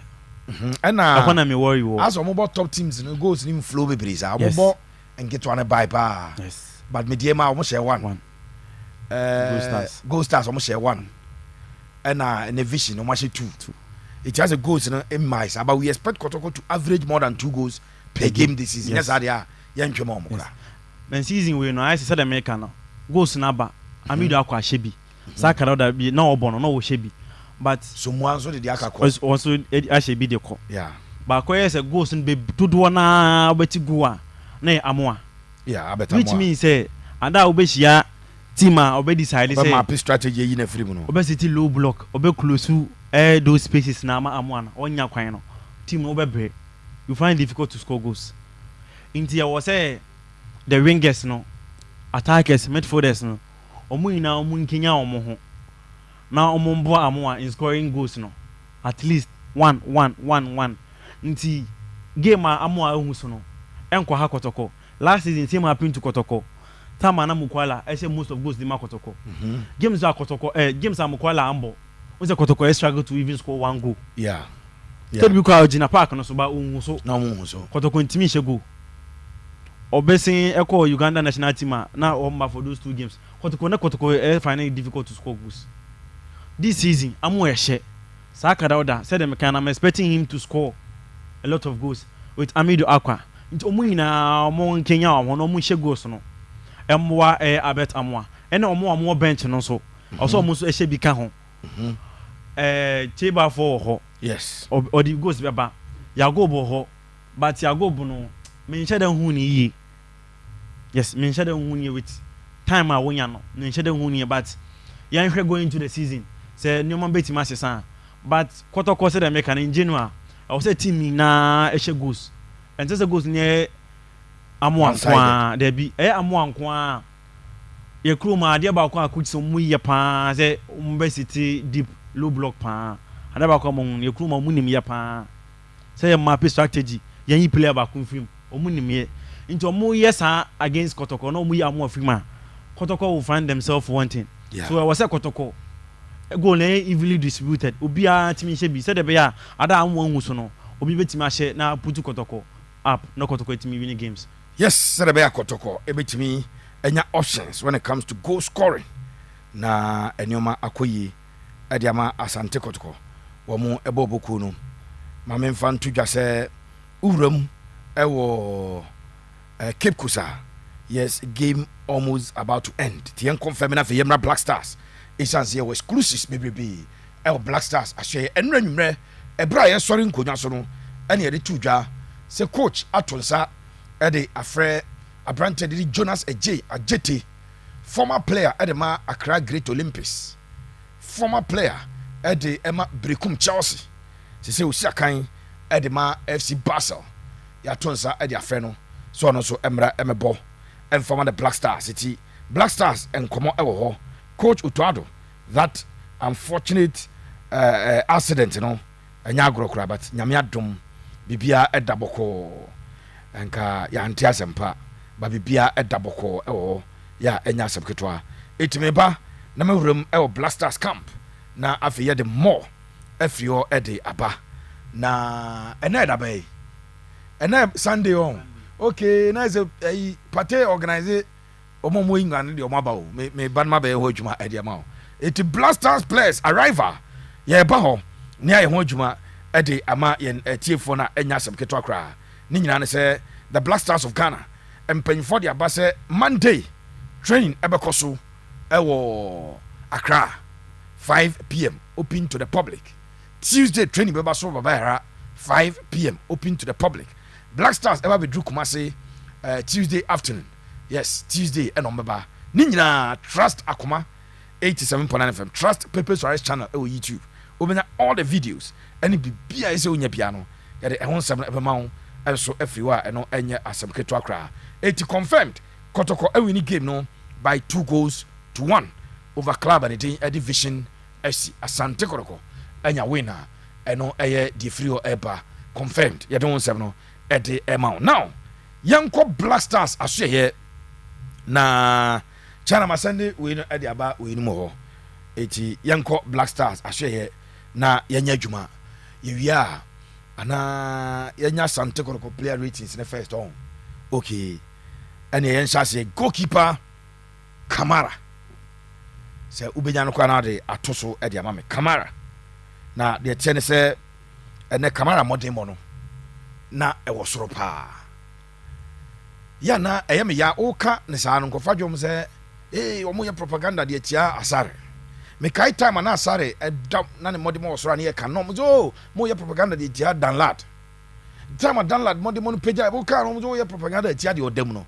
It is not like that abrante no ɛnɛ wokɔ Kotoko Twitter handle woyɛ Kotoko supporter Kotoko Twitter handle again goalkeeper comes out to save the team a good shot but saved by the goalkeeper and no yɛ Kotoko for and some more kind of form goalkeeper no of course or consider a goal from the penalty spot and I've said it say adeɛ baako a untumi ɛmfa judge goalkeeper bebrebe and say ni team a committed penalty when man china was the keeper no fault there be it's another strong performance and a Kamara adanedi Kamara ada Kotoko bibiani goal stars he kept a clean sheet and wada game where he conceded from the penalty spot but overall how commanded the box no said you see a baby pick balls no your ball in swingers back of box no ma and in one situation because Twitter handle they say was shout to a pia be ball no simple cry. A very strong performance from the Guinean Kamara and you rate him 8.0 or any game no the motemonona was 3 pa and no Kamara yanko right back anything at the Lord Amoa I am not say or per se or no Lord Amoa no or Jacob to right back position no a free quotation in fact right back what there competition and watch pa even Prince Adesa da obenya bi abon obekire de ntia eso man bo games am hwe bi okumase ano mo bo wodni fi bench ba djuma no obeye no na nya djuma ketwa eti Lord Amoa solid performance Oman assured defending then going forward and also move with the ball pa you can say player move with the ball with speed or one of them enti Lord Amoa from Brekum Chelsea kyerɛ sɛ Asante Kotoko right fullback position no obetimi abo 7.4 for abrante de Lord Amoa left back another position Esmat of the Hamid epeso offer Patrick Asiedu make claims the coach trust me and use me na Patrick Asiedu kwa de na no coach Airport be about attacking left wing no the bell. It has a my coach different options cry. And then he started Patrick Asiedu started as the left back for Asante Kotoko. Now Patrick again on also a back defender na near de pa a back player or co in with tacklers or one of them.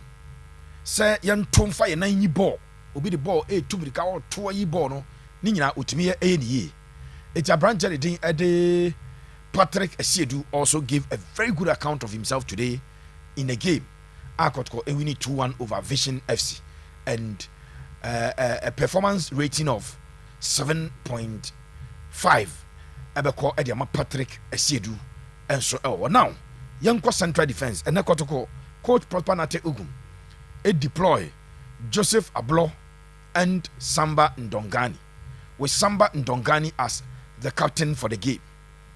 Samba Oriel Ndongani Gabani and he rating 8.0 e game no. Ni nyina ne say o commande ekire. Now one thing quite surprising about Samba ne say he's a French boy from Congo, he's a Congolese. On Tibrofo bebrebe, o Kotoko players no Tibrofo na 2 Sudanese boys in the camera for Kama. Samba a French boy. But a quay of fossil etimi a command ekire ne communication skills I was so and you're surprising say one Kotoko penny bako our US FM say what is a no Kotoko akotoba captains the first choice goalkeeper Frederick Asare second choice what's his name Justice Blay no crowd the captain and the first captain no Eddie Ebema Samba na mbusa sa de na say oh wohwe na or command or control and an experience level. Remember say no a captain Edema Rahimu FC or captain Rahimu for 2 years as an Oba Kroma, and then he gave an assured performance and Oko Kotoko Twitter handle apart from mom follow ye my born 17 Oko Kotoko Twitter handle most of the balls almost say Samba once again at the intervention a blocky balls no or tofa from no yi a basra Bobby because Rubiano uno e na o yi bono e de free. So Samba Ndongani also was scored 8 and then Joseph Ablo. One thing about Joseph Ablo I say foreign kasana Ablo nankasa and so actually a hard tackles or the combo muno. One year getting records and I say all committing infringement around the Kotoko penalty box or committing a penalty. Ebe to me I idea bakwa ebe hano. He ought to change from that style. Yes, or a aggressive defender to say Sergio Ramos mo bono obi anim say sa na obono. But then say e drew brebia o tone down kakra. E drew brebia say o slow down kakra because on say o son wasa naturally referees no o kokra no bully ni pa na adwen say o bully ni because o de o tenten o kese e na akọ bully na ajebo no. He ought to work on the timing. And one here one go to be my record and PM that will be something it can be suicidal for Asante Kotoko say or J record and also commit penalties and now infringement at position a be advantageous to opposition a bit me a problem at the Ama Abrante. So he ought to work on that. 6.5 for Joseph Ablo in today's game. Now let's move to the middle. Now Asante Kotoko midfielders are one more game in there. And the coach started with 4 midfielders. Michael Chejamana, Andrews in Team Manu, Abrante de Emmanuel Entry, and Afi Babaya. So Michael Chejamana. Still, Jamana is slow. Jamana is slow. Say you got to call players now can ball. Say, oh, middle now slow ball, then you slow the entire team down. Because Patrick Asier will be running on the left side, Lodama will be running on the right side. Then Kotoko, number 9, is a player he loves to run because of the ability to take off and take off very well. And wingers Peter Amidu Akwamo and so Erane. It is a change. What you bought now, Jinaso? What was our 10? What for ball now? What Jinaso are 10 or the amount we know? When you want to do that, you slow the entire team down. Say team never saw ball. Typical tiki taka and you grab ball at the down home 50 a budget but Kotoko team no a quick transition. The amount a coach airborne a quick transition, so the transition very quick from defense to midfield then to attack. Che Dramana would have to work on the ability to release the balls and also to follow the pattern of play now. Sets of the ball in term and yes Kotoko 5.5. And Ebeko Ede Amano. Yancha Branch editing Ede Andrews in team menu. There's one thing in team you must add to your game. And that thing you must add to your game, so but try say obey assist and to score.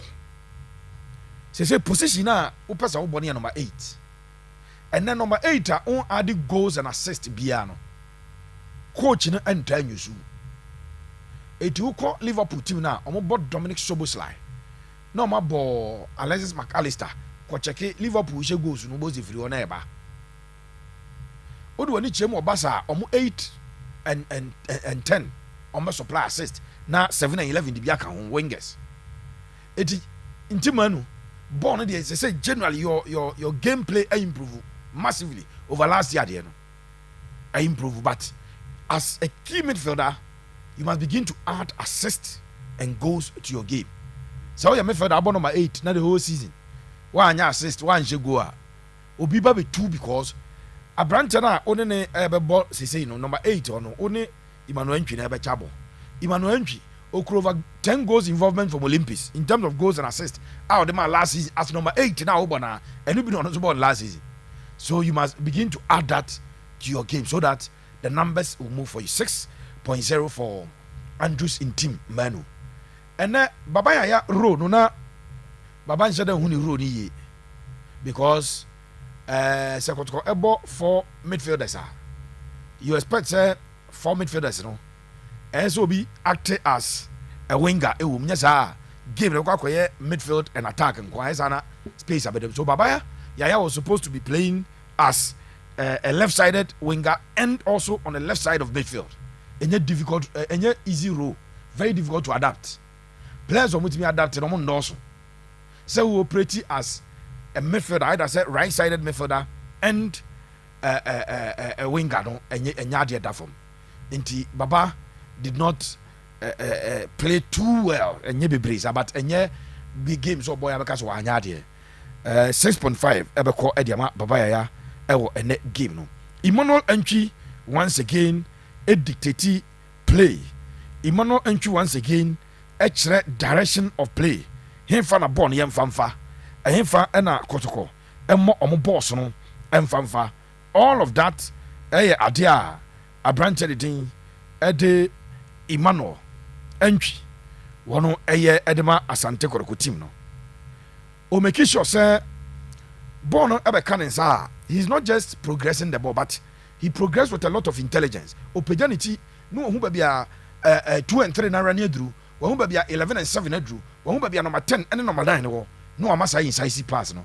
Into no there or a controller e game or control game no from the middle. Edema Asante Kotoko yie pa. That's what he does. Or control game no edema Asante Kotoko e wo middle ho yie pa. Na ena no person or boss on the drives ni bi na ordinary goals na Emmanuel Entry person yes ade ni bi but vision for no man has spaces no on say vision omo e operate to say normal football academy. What they do they say they don't give spaces to opposition. Omo yem kra pa omo team no omo yem kra nkete no omo dey qualify about Michael secretary team no into omo spaces into space na only Premier League team e bo a omo ye bi a man mark nti once you are able to beat him with the ball no unya space no and there's space is nebi no more a crowded middle no and your friend midfield overload. They had overloaded the midfielder. Ama branching opportunity and find yourself Emmanuel Entry 7.5 ebeko ediama Emmanuel Entry. That is it for the midfielders. Albert Amoa 9.5. Albert Amoa, Agogo, Avieta, Lewandowski 9.5. Albert Amoa, a near perfect game. And Albert Amoa edema ene near perfect game. Albert Amoa a signal say play me through a bomber. We are Kotoko midfielder. The entire makers a change jamana wa he obe slow Kotoko game no. O dey we play the ball for him bomber no.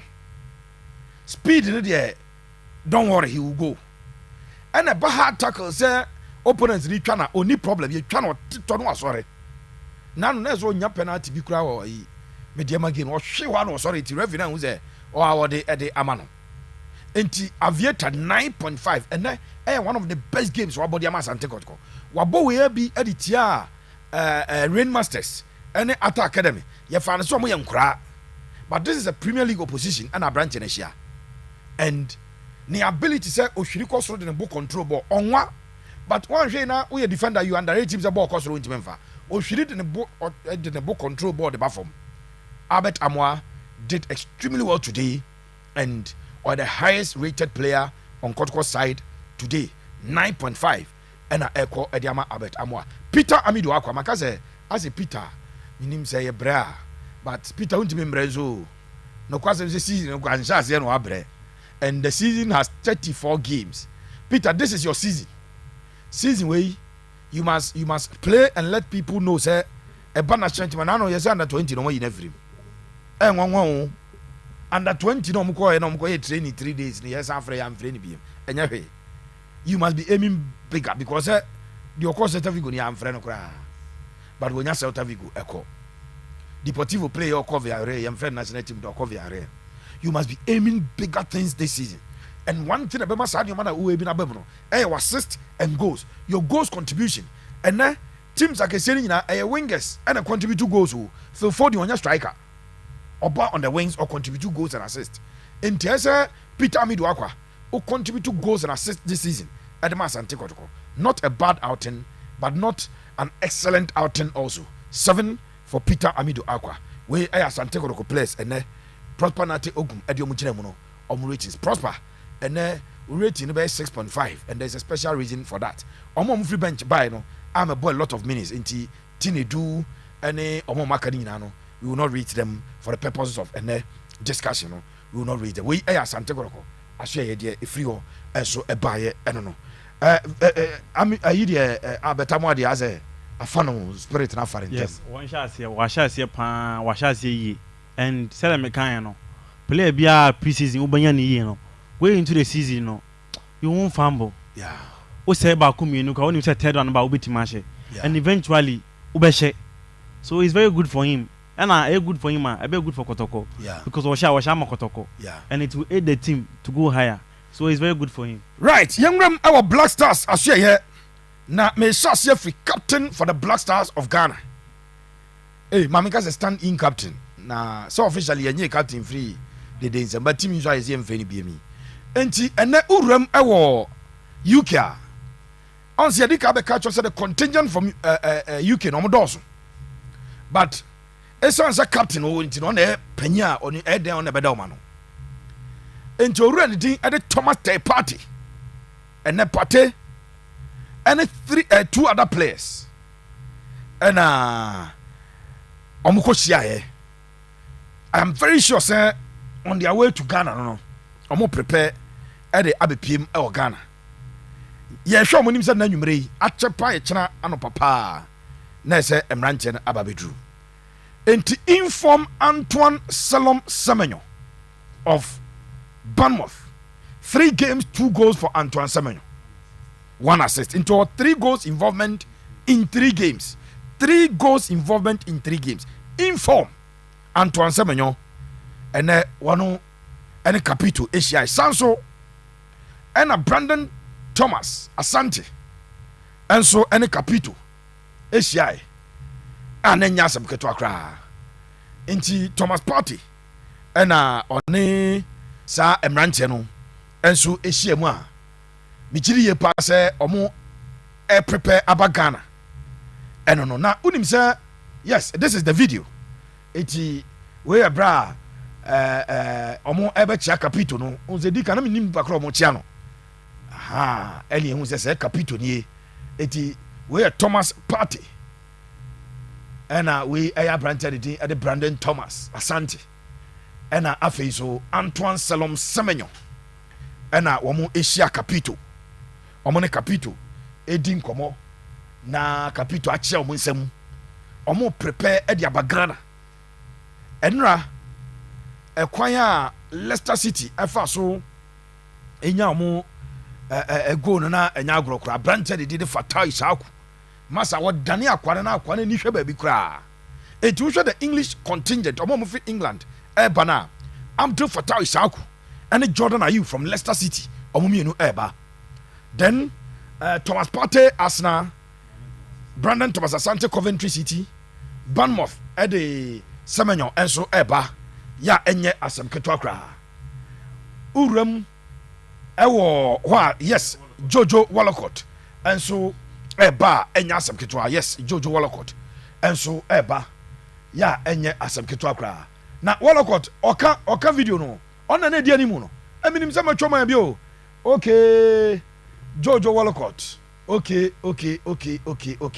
it Blackstars contingent womo every England eba and led by their captain yes Joseph Luke Wallacott ni one na acheche no na akata na nyina me hu ne papa and omo akohia I am very sure minim ebeye say we wo ebia Heathrow airport a restaurant bi ho and omo twan they were waiting ho no and Thomas Partey the captain yes a video ya what they ebabonti to omo prepare normal abagana kai say nyame adoma Monday ombe training ewo Accra Sports Stadium. Tuesday ombe fly efi Accra aba Kumasi ombe dru Kumasi Tuesday no ombe training ewo Baba Sports Stadium. Wednesday final training session eba so.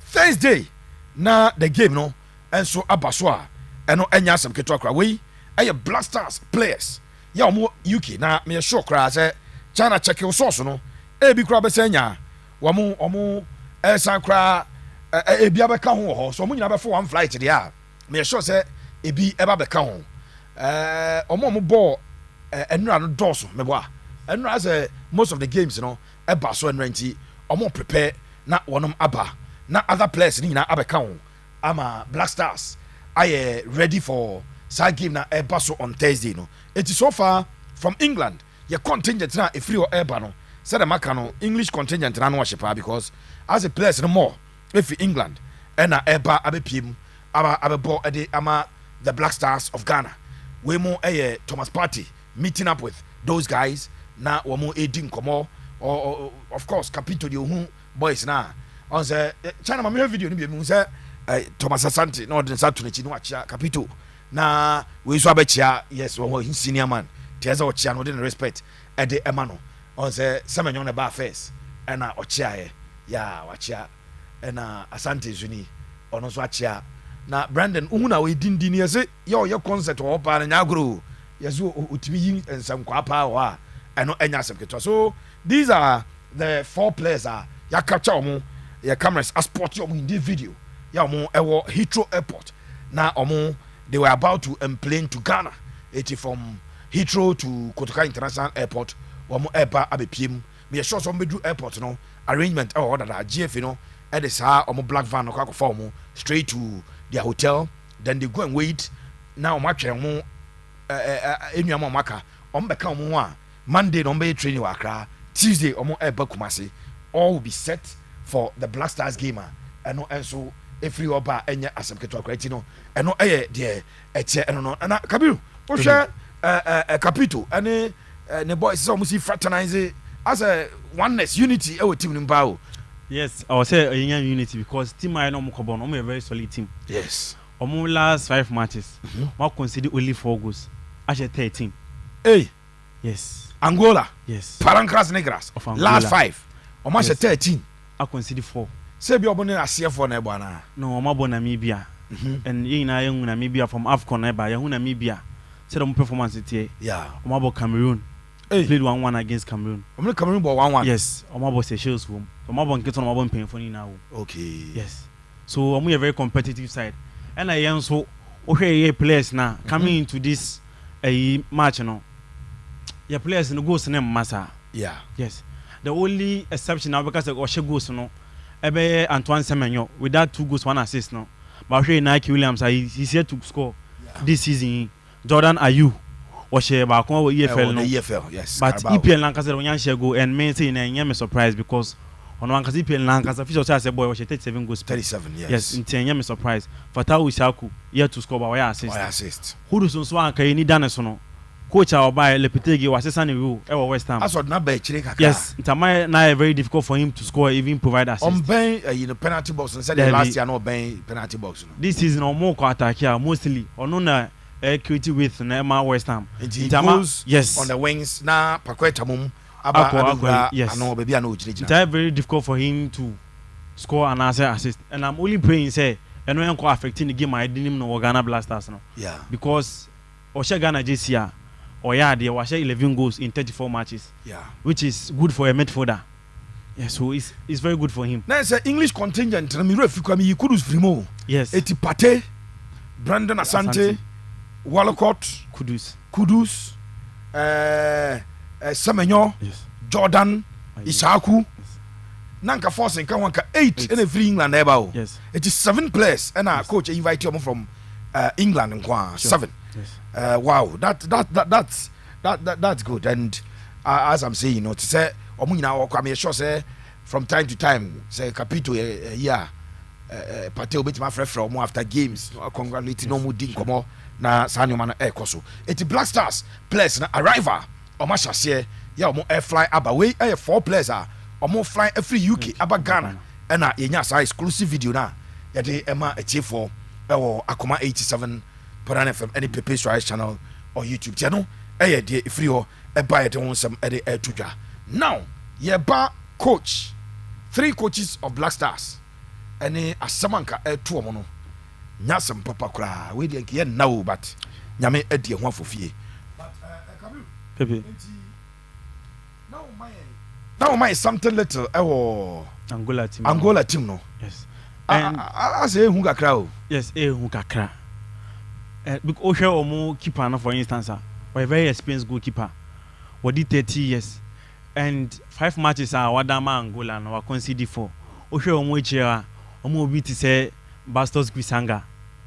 Onyani debut Angola no 2011. And Obo Dema Botafogo Brazil. And ni na enum say ansana bibini and I'm sorry to say black African obe started Dema Botafogo no e be dey pa this are exceptional qualities. Yeah. And I see 2024 yi out of 24 matches Botafogo Brazil abon was starting with 22 as a defender. Defend Bastos Gwisanga. Okay. Or a defender Angola we did 33 years. And we about 54 matches them Angola or baby. This shows say a very experienced player. Into Beshia attackers as a good chance I diamo moi. A very difficult diama Ghana. Omo obi eti say a cruise or yeah, they are a very good player. Omo obi is a maestro or a very good midfielder. Very good passer of the ball. Obo anymore or more Benson or a very Benson of Bentley or a very good player. And Omo Luvumbo of Cagliari Casio. Yeah. Was starting match bia Cagliari best babu bia. Yes, Ojinembi. Or a very good player or a bulking so ne hoiding pa. And Omo obi to say a Gelson Dala. What about 34 matches? Actually 14 goals. Yeah. I'm a national team no. Very good player. And we'll be to say Depu. Depu's out of 3 matches Angola, watch it 2. Which means we're very prolific. And Sana senior man Mabululu so Abekang. So your fan say easy gamer, you be brepa. And Obia Ebanechiwa, you need Dana Supai, Alexander Juku. Because of injury, we knew her. Yeah. But I think this is the right time Obi to say Abdul Mumin. You be man a chance Samanabo. Because Abdul Mumin feels so free Portugal be PM was Spain. Tembian Oshana, we are impressed with defensive attributes. No, this is in La Liga. Play BA no wire clearance. Abdul Mumin. Over interception or grand duels or aerial duels or a very solid player. As a defense kakana any passing no. But I know in this Ghana team players on better complementing effort. Obi say Salus were a very good passer of the ball. Yeah. Jerome a very good passer of the ball. Inti mimi hunu say we a very good opportunity. Edima Abdul Mumin. Only if say coach no Bejin Edi. Now the national team no in place of Alexander Jukua. I think obetimi a solve problem now my in terms of defense. Defense no. Okay, me that say. Now, yanko na yanhwe China mame Baba Yara Sports Stadium. Na the current video from the Baba Yara Sports Stadium. It be combining Baba Yara Sports Stadium coach, no any day or yeah. Ni a defensive shape, Blackstars defensive shape in the absence of Alex Ichiku. Na yeni jumadi no ede abanewi eti DJ mame the Baba Yara Sports Stadium video no. Now uramo Baba Yara enra yedi kai ka say seat numbering koso na mpanyifo so over 1,400 people and be assist it this time auto ticket me patcho o select ticket na hwe de o person o select ni ye so select na ese de ko tena ase ho na abetena untena obi akonya so nti o mafa de abrochire finish stewards no bebre ya wo mo volunteers ebe go stadium ho till the moment you enter now all the ticket no all the chair no verify you our system no so somebody will lead you to go and sit on your seat. The seats have been numbered at the Baba Yara Sports Stadium. You will not sit on somebody's seat. It be patcho no the free but now yes we green pa na you bet make say we there spray we green ankasa and say sign afu and mpanyfo adoso wamo ado nti we kasa ikura at the time ye take video we no na machine esi so a edoso ya ekoba ene makacho say fertilizer asase we di no o anu anko beka say ye ma bre but master esa o generate me a prepare stadium no ye eti mpanyfo aye ama Baba Yara Sports Stadium as we speak it is in a condition yan fan say Blackstars a train number on Tuesday no on by stadium then on Wednesday Blackstars official training any the official training of Angola ni nyina beba so our stadium na Thursday stadium no abo the game proper we are Ghana Premier League matches ebeba so na sese kwa de se Kotoko nkwana ebo home Baba Yara ti Asante Kotoko and sa issue na ba between omoni the NSA no matches on my meeting ama bibia solved eti eno de betimi de atodwa the current state of the Baba Nyara Sports Stadium eni we ene ya awie ya ena yekoye sa video we eti grass no afukama ya empanyifo eguso a omo edo only one thing China obetima gira ha mama ya baby a dugout no won ugina mama yanka mpepa my video no enko ni gina baby a dugout no two things either say ombema dugout na I transparent we nsentoni wo ya commentary o te VVIP ball na ball na ekọ baby a dugout no won anim won two dugout you don't see what's happening there enya proper. There is no world class stadium we are here. Wow, VIP and our press room, air commentary. And to BBC or maybe referee will be record. And America say minim de see it. There's one of my bosses US. I say Pepe. Now one stadium go do him de see na yeah ovia ye una say opanyini. But the idea there's no way you can see it. And na say crowd dey say no say the GFA. Adia say be kata so Yebo Liga na Kotoko for the sponsors. Edi abekata so obi a ye event a enya proper. They should either make it a transparent one. Ubehu the AC. And I say you don't do this. And that's obey from no makosha form. Na nyasa wuntimi nya ade we say because anytime be action be si wo two benches na home and away bench na nimbia no. Apart from omo center line, omo green stands, omo restaurants, they can see. But those of us at the VVIP, commentary box, press box, but we are supposed to paint a picture to the people watching us. That's a difficulty, a real difficulty. Now, yanko asama esi no na enyasem papa. Minim so benya picture of coaches no omo ekopiem e watakwa no. E dia mama yanti omo ko takwa e game a so champion of champions. Yes. Mediama was here, the champion of champions, you know. And omo ko bi and three coaches. Yam fan to just the first assistant, Lemon or no MI. Lemon Emma Midruye. It's coach Otoado, head coach. Goalkeeper trainer Fatau Dauda. And assistant two. Opinion di John Pintel.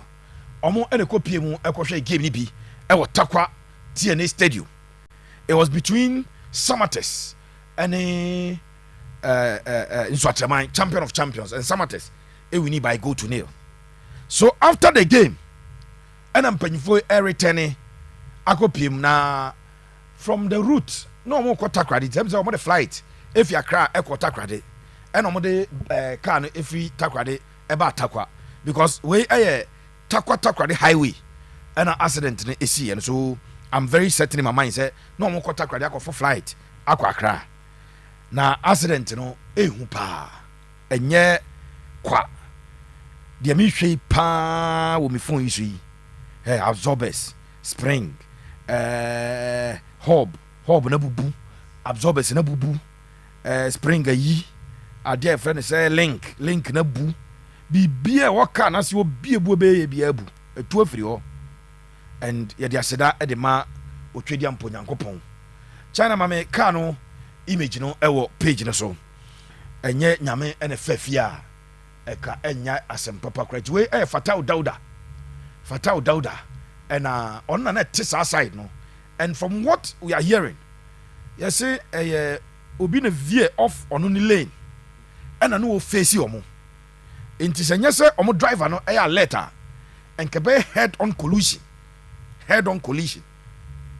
mpu maybe Santo Buza ko mpu no day for your country enti kebe head on collision but driver no there to swerve ye no and a still car na ono veer off the lane no ebe bomb the half sir aboard this side of the car mama the other picture in China but the GFA released statement from the Ghana Football Association say nyame adom bibia boko na empanyifo no obia no a sustain any major injury according to the Ghana Football Association obia no a sustain major injury and so that is one good news Babonte. Let me read the statement from the FA, we Ghana Football Association Communications Department, and after the accident, omo issues our statement na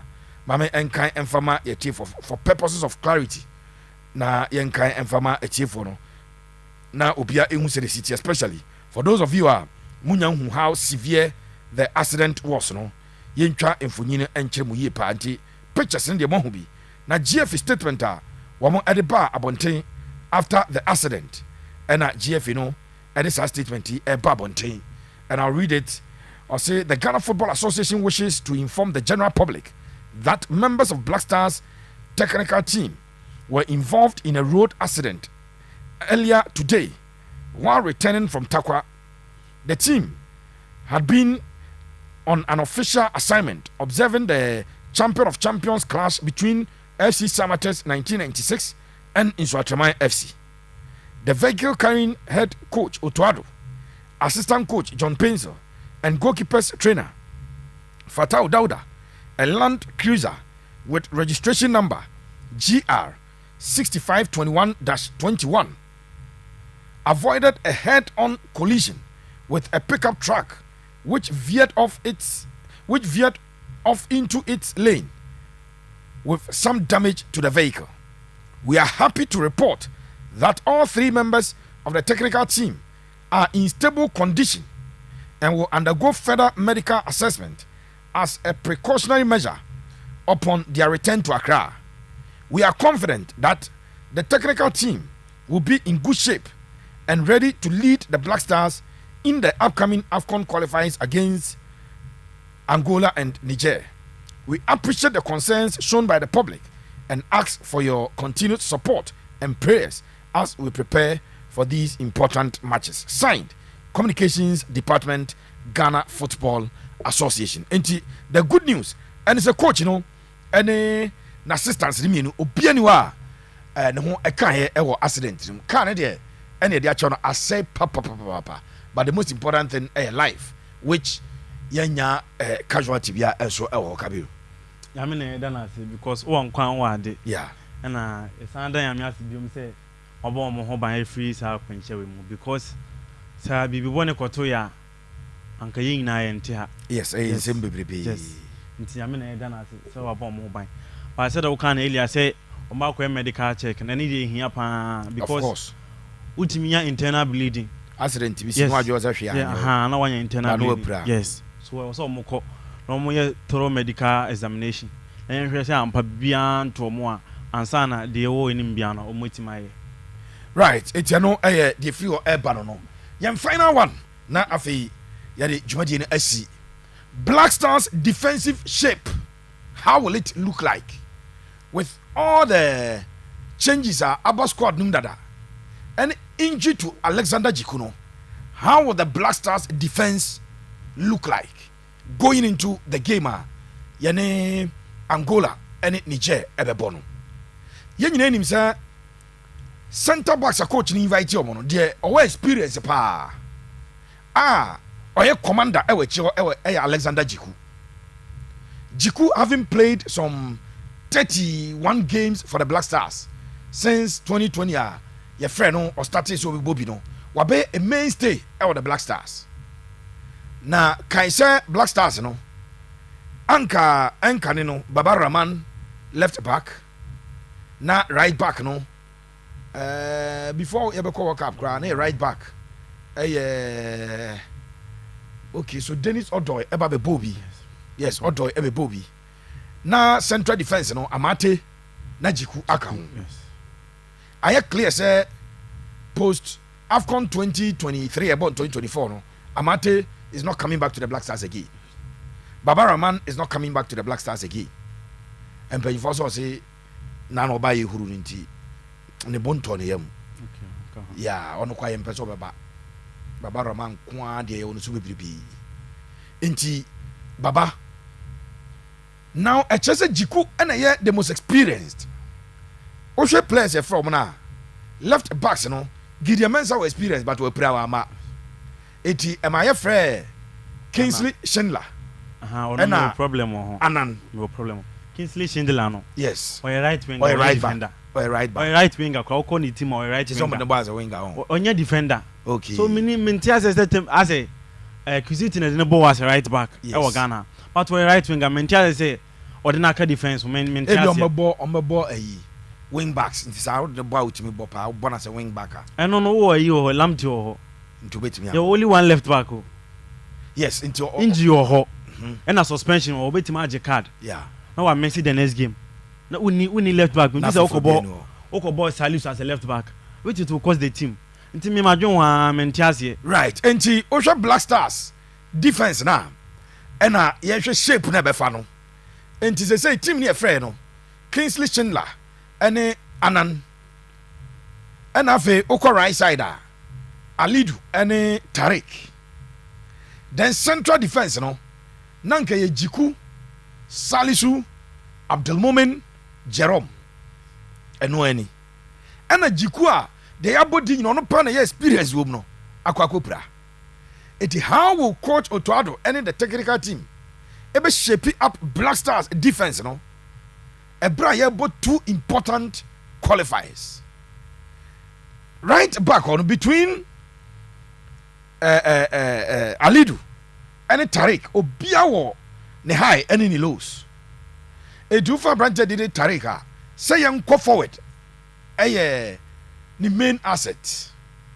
Now I will not be surprised that Alidu will play as the right back, Tariq will play as the left back because pre-season games kakra me share or Brighton or more ball left back. Last season or recover and or buy or boss some games as left back. And to be a coach because Anani a young boy, be the crowd at Baba Yarasa, you may not want to throw him in from the start. Into a likely say coach, then central defense or no. Constant factor no ebe a branch the Salisu Muhammad. Ono they are constant because also ebe remember ball work up no ball AFCON when you experience kakra compared to Jerome any Abdelmomen. Now the new player now and paying for friend no. A branch did a Jetty, a J, Jonas. 2020 yeah no Teshi Football Academy. Ewo Enkrai. Ofri Teshi Football Academy and about one season at my Great Olympics. And what check has a Olympics then Division 1. As at that time I will leave Division 1. Then he did so well and obey Rem or Brecum Chelsea before 2 seasons at my Brecum Chelsea. Brecum Chelsea at turn straight at Neko FC Basel. Name Amoton at Neko Omu youth team. The first season 2022-2023 our FC Basel youth team about 33 games ahead of Maomo. And he was promoted to the FC Basel senior team. And I branch an Ebe Rema or Edema senior side. So he on this side, but about national 20 that he's been part of your national 20 or ball games on this experience. I think the coach should be looking at Alidu right back, Tariq left back, then central defense. Abranchari did Salisu and Abdelmomen. So the last game at Ghana versus Central African Republic World Cup qualifier. And also Jiku Ebrai in the course of the game. Emma Abdelmomen Ebai na Abdelmomen by no ni area ability, say area draws. Born a fasro, he was so solid. On the ground, he was solid.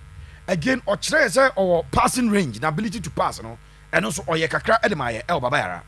And this is what I'm looking out for. That Yebenya Alidu Seidu at the right back, left back Ebe Kodiama Tariq, at the moment, and Abranta de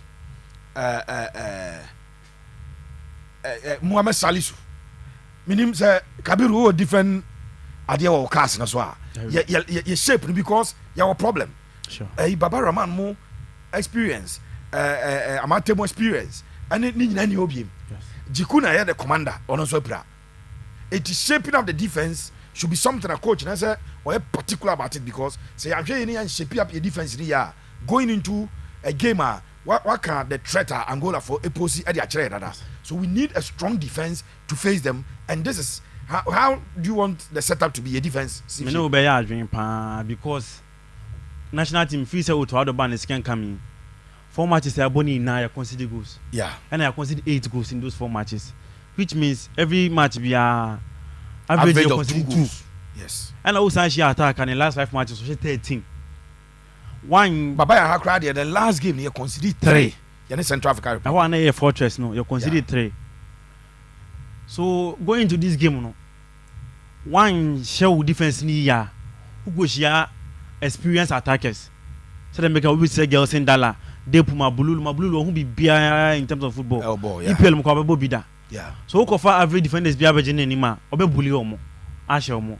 So me know ya adwen pa especially that right back on no.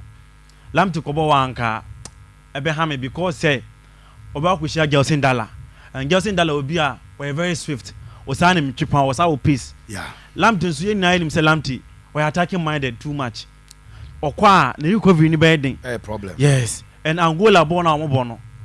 Bola mo boy dodo na agina counter attacking football so. Nti Lamptey corner went to recover ntema. Omo the counter be there.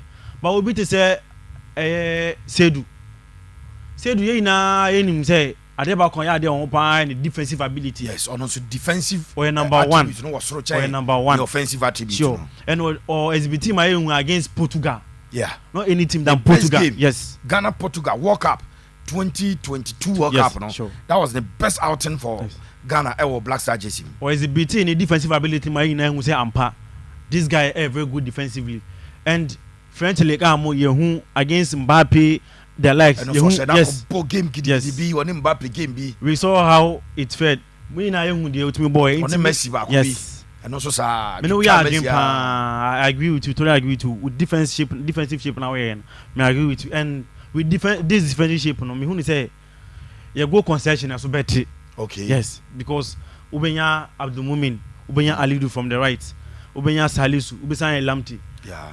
Very solid. It's very solid. What will happen is Lamptey a committee be prayer. Alidu because Salisu you left in engine or no by guidance aside. Yes. So he will be playing to protect him. Sure. Because he said they are him be it gives advantage to us. We get numbers. You overload the opponent, but the defensive attributes will be negative to us. Honor, your best, but Salisu, everybody are covered. I was aside on. Sure. Right. Blackstars defensive shape. In the absence of Abrante, did a lead Jikuno, and I did at Tuga. Joining now. I'm for few call 0322 498035 0322 498035 0243 4497. Kotoko, we need game no by 2 goals to 1. Hello, good evening. Hello, Falaise. Ajo Udini Babi Agazafri. Then what is happening? I'm going to go to the first year. Yo, Bibia woko there. You're not the Pipi. Pipi, na Papa, what will you say now? What say? Oh, Bopa. I'm a Bobby Pepper. Only go too much. And okay, we are one watching. Now, anything that's how, you know, and they follow the events and the vacancy. Almost a thing. And I'm after the 29. Number 1 Capra. Omo Frimu, Omo Frim, come on. Thank you, that's it. That's the match near the way I want. How are the Yahoo Kumazia? This year, I'm in count. But you made us 03224 98035 03224 98035 0243 114497 Akuma 87.9. Hello, good evening. Hello, good evening. Hey,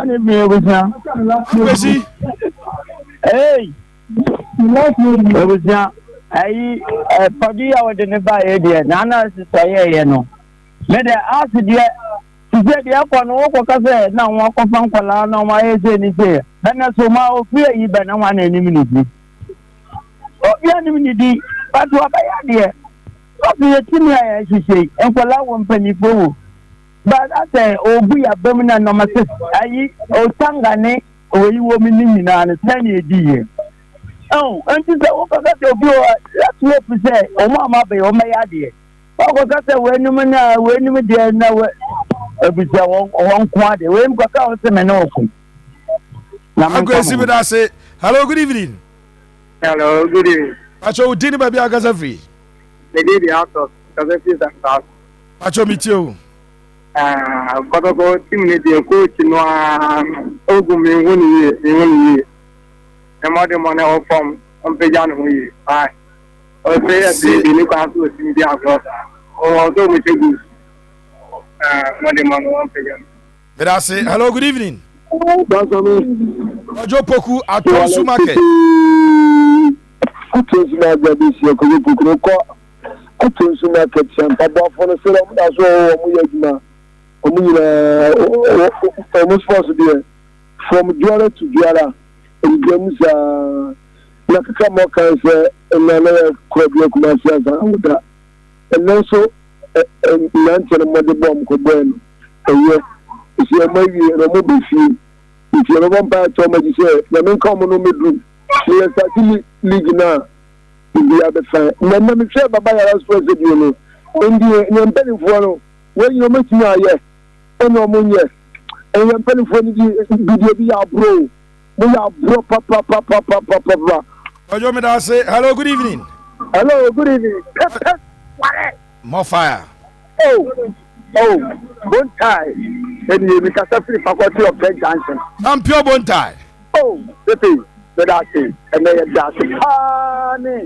And who can tell their my a boy, and you said, you have other such a league, and you must call you iron. And my now some property what come and make the pan is, you know. The young man who see you woman 3 years after you go care what that here, but yes, no one for a woman. That's just now the woman and money is simply 20 years. Yeah, no, for the Maya don't go. Eh, Pepe.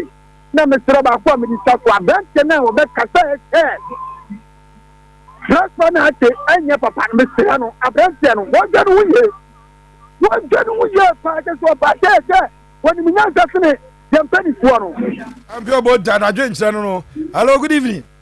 Hello. O dini baby agaza free.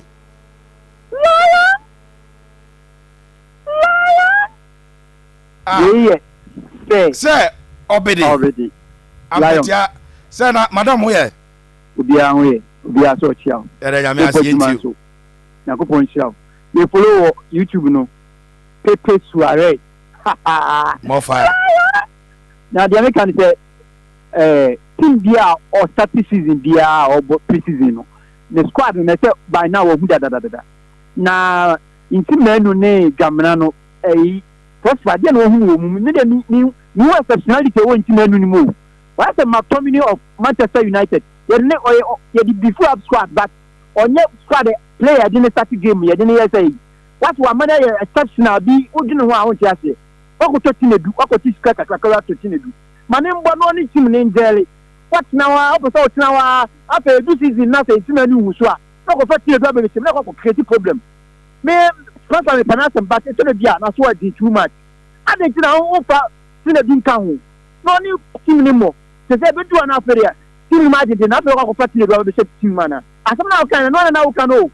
The first web na no do mabon no. The first web na ni e no do mabon no.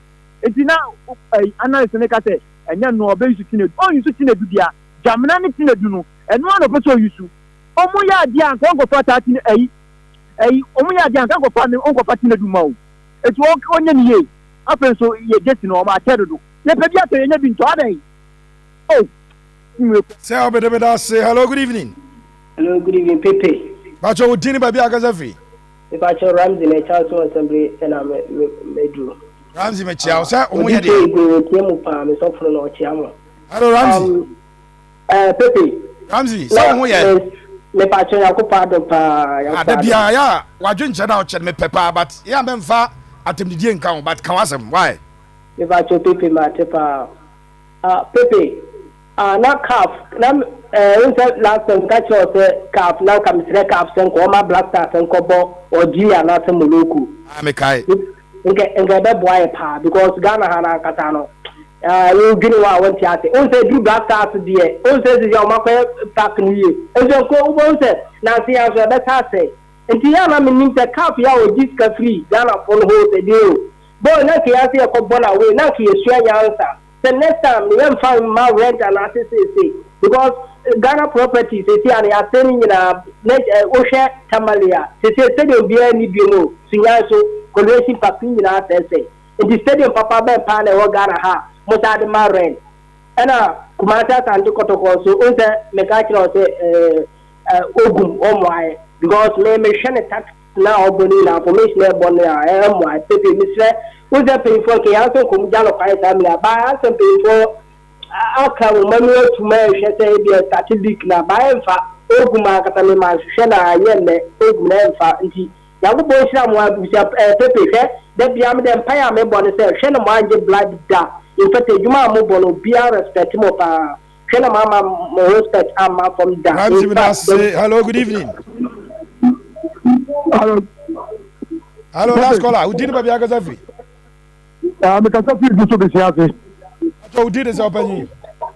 If I'm boy alone. Baby, Kotoko dear, they are a baby. That's our guy now. I am criticizing a win.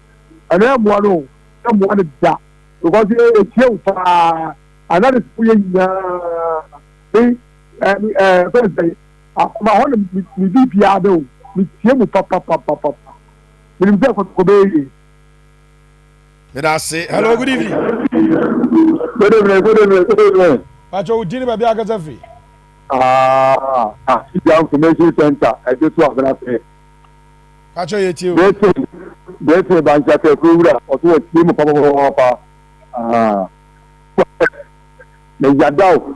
I said, I see Mr. Friday, no, why no.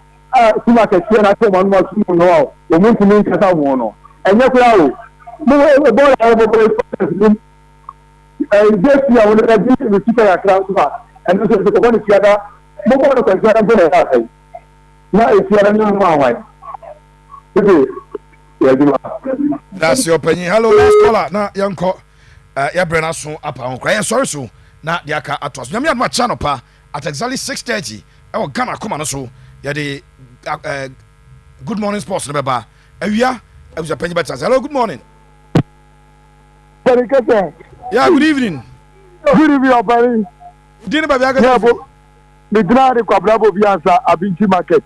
Obi en pacho mi tio. We the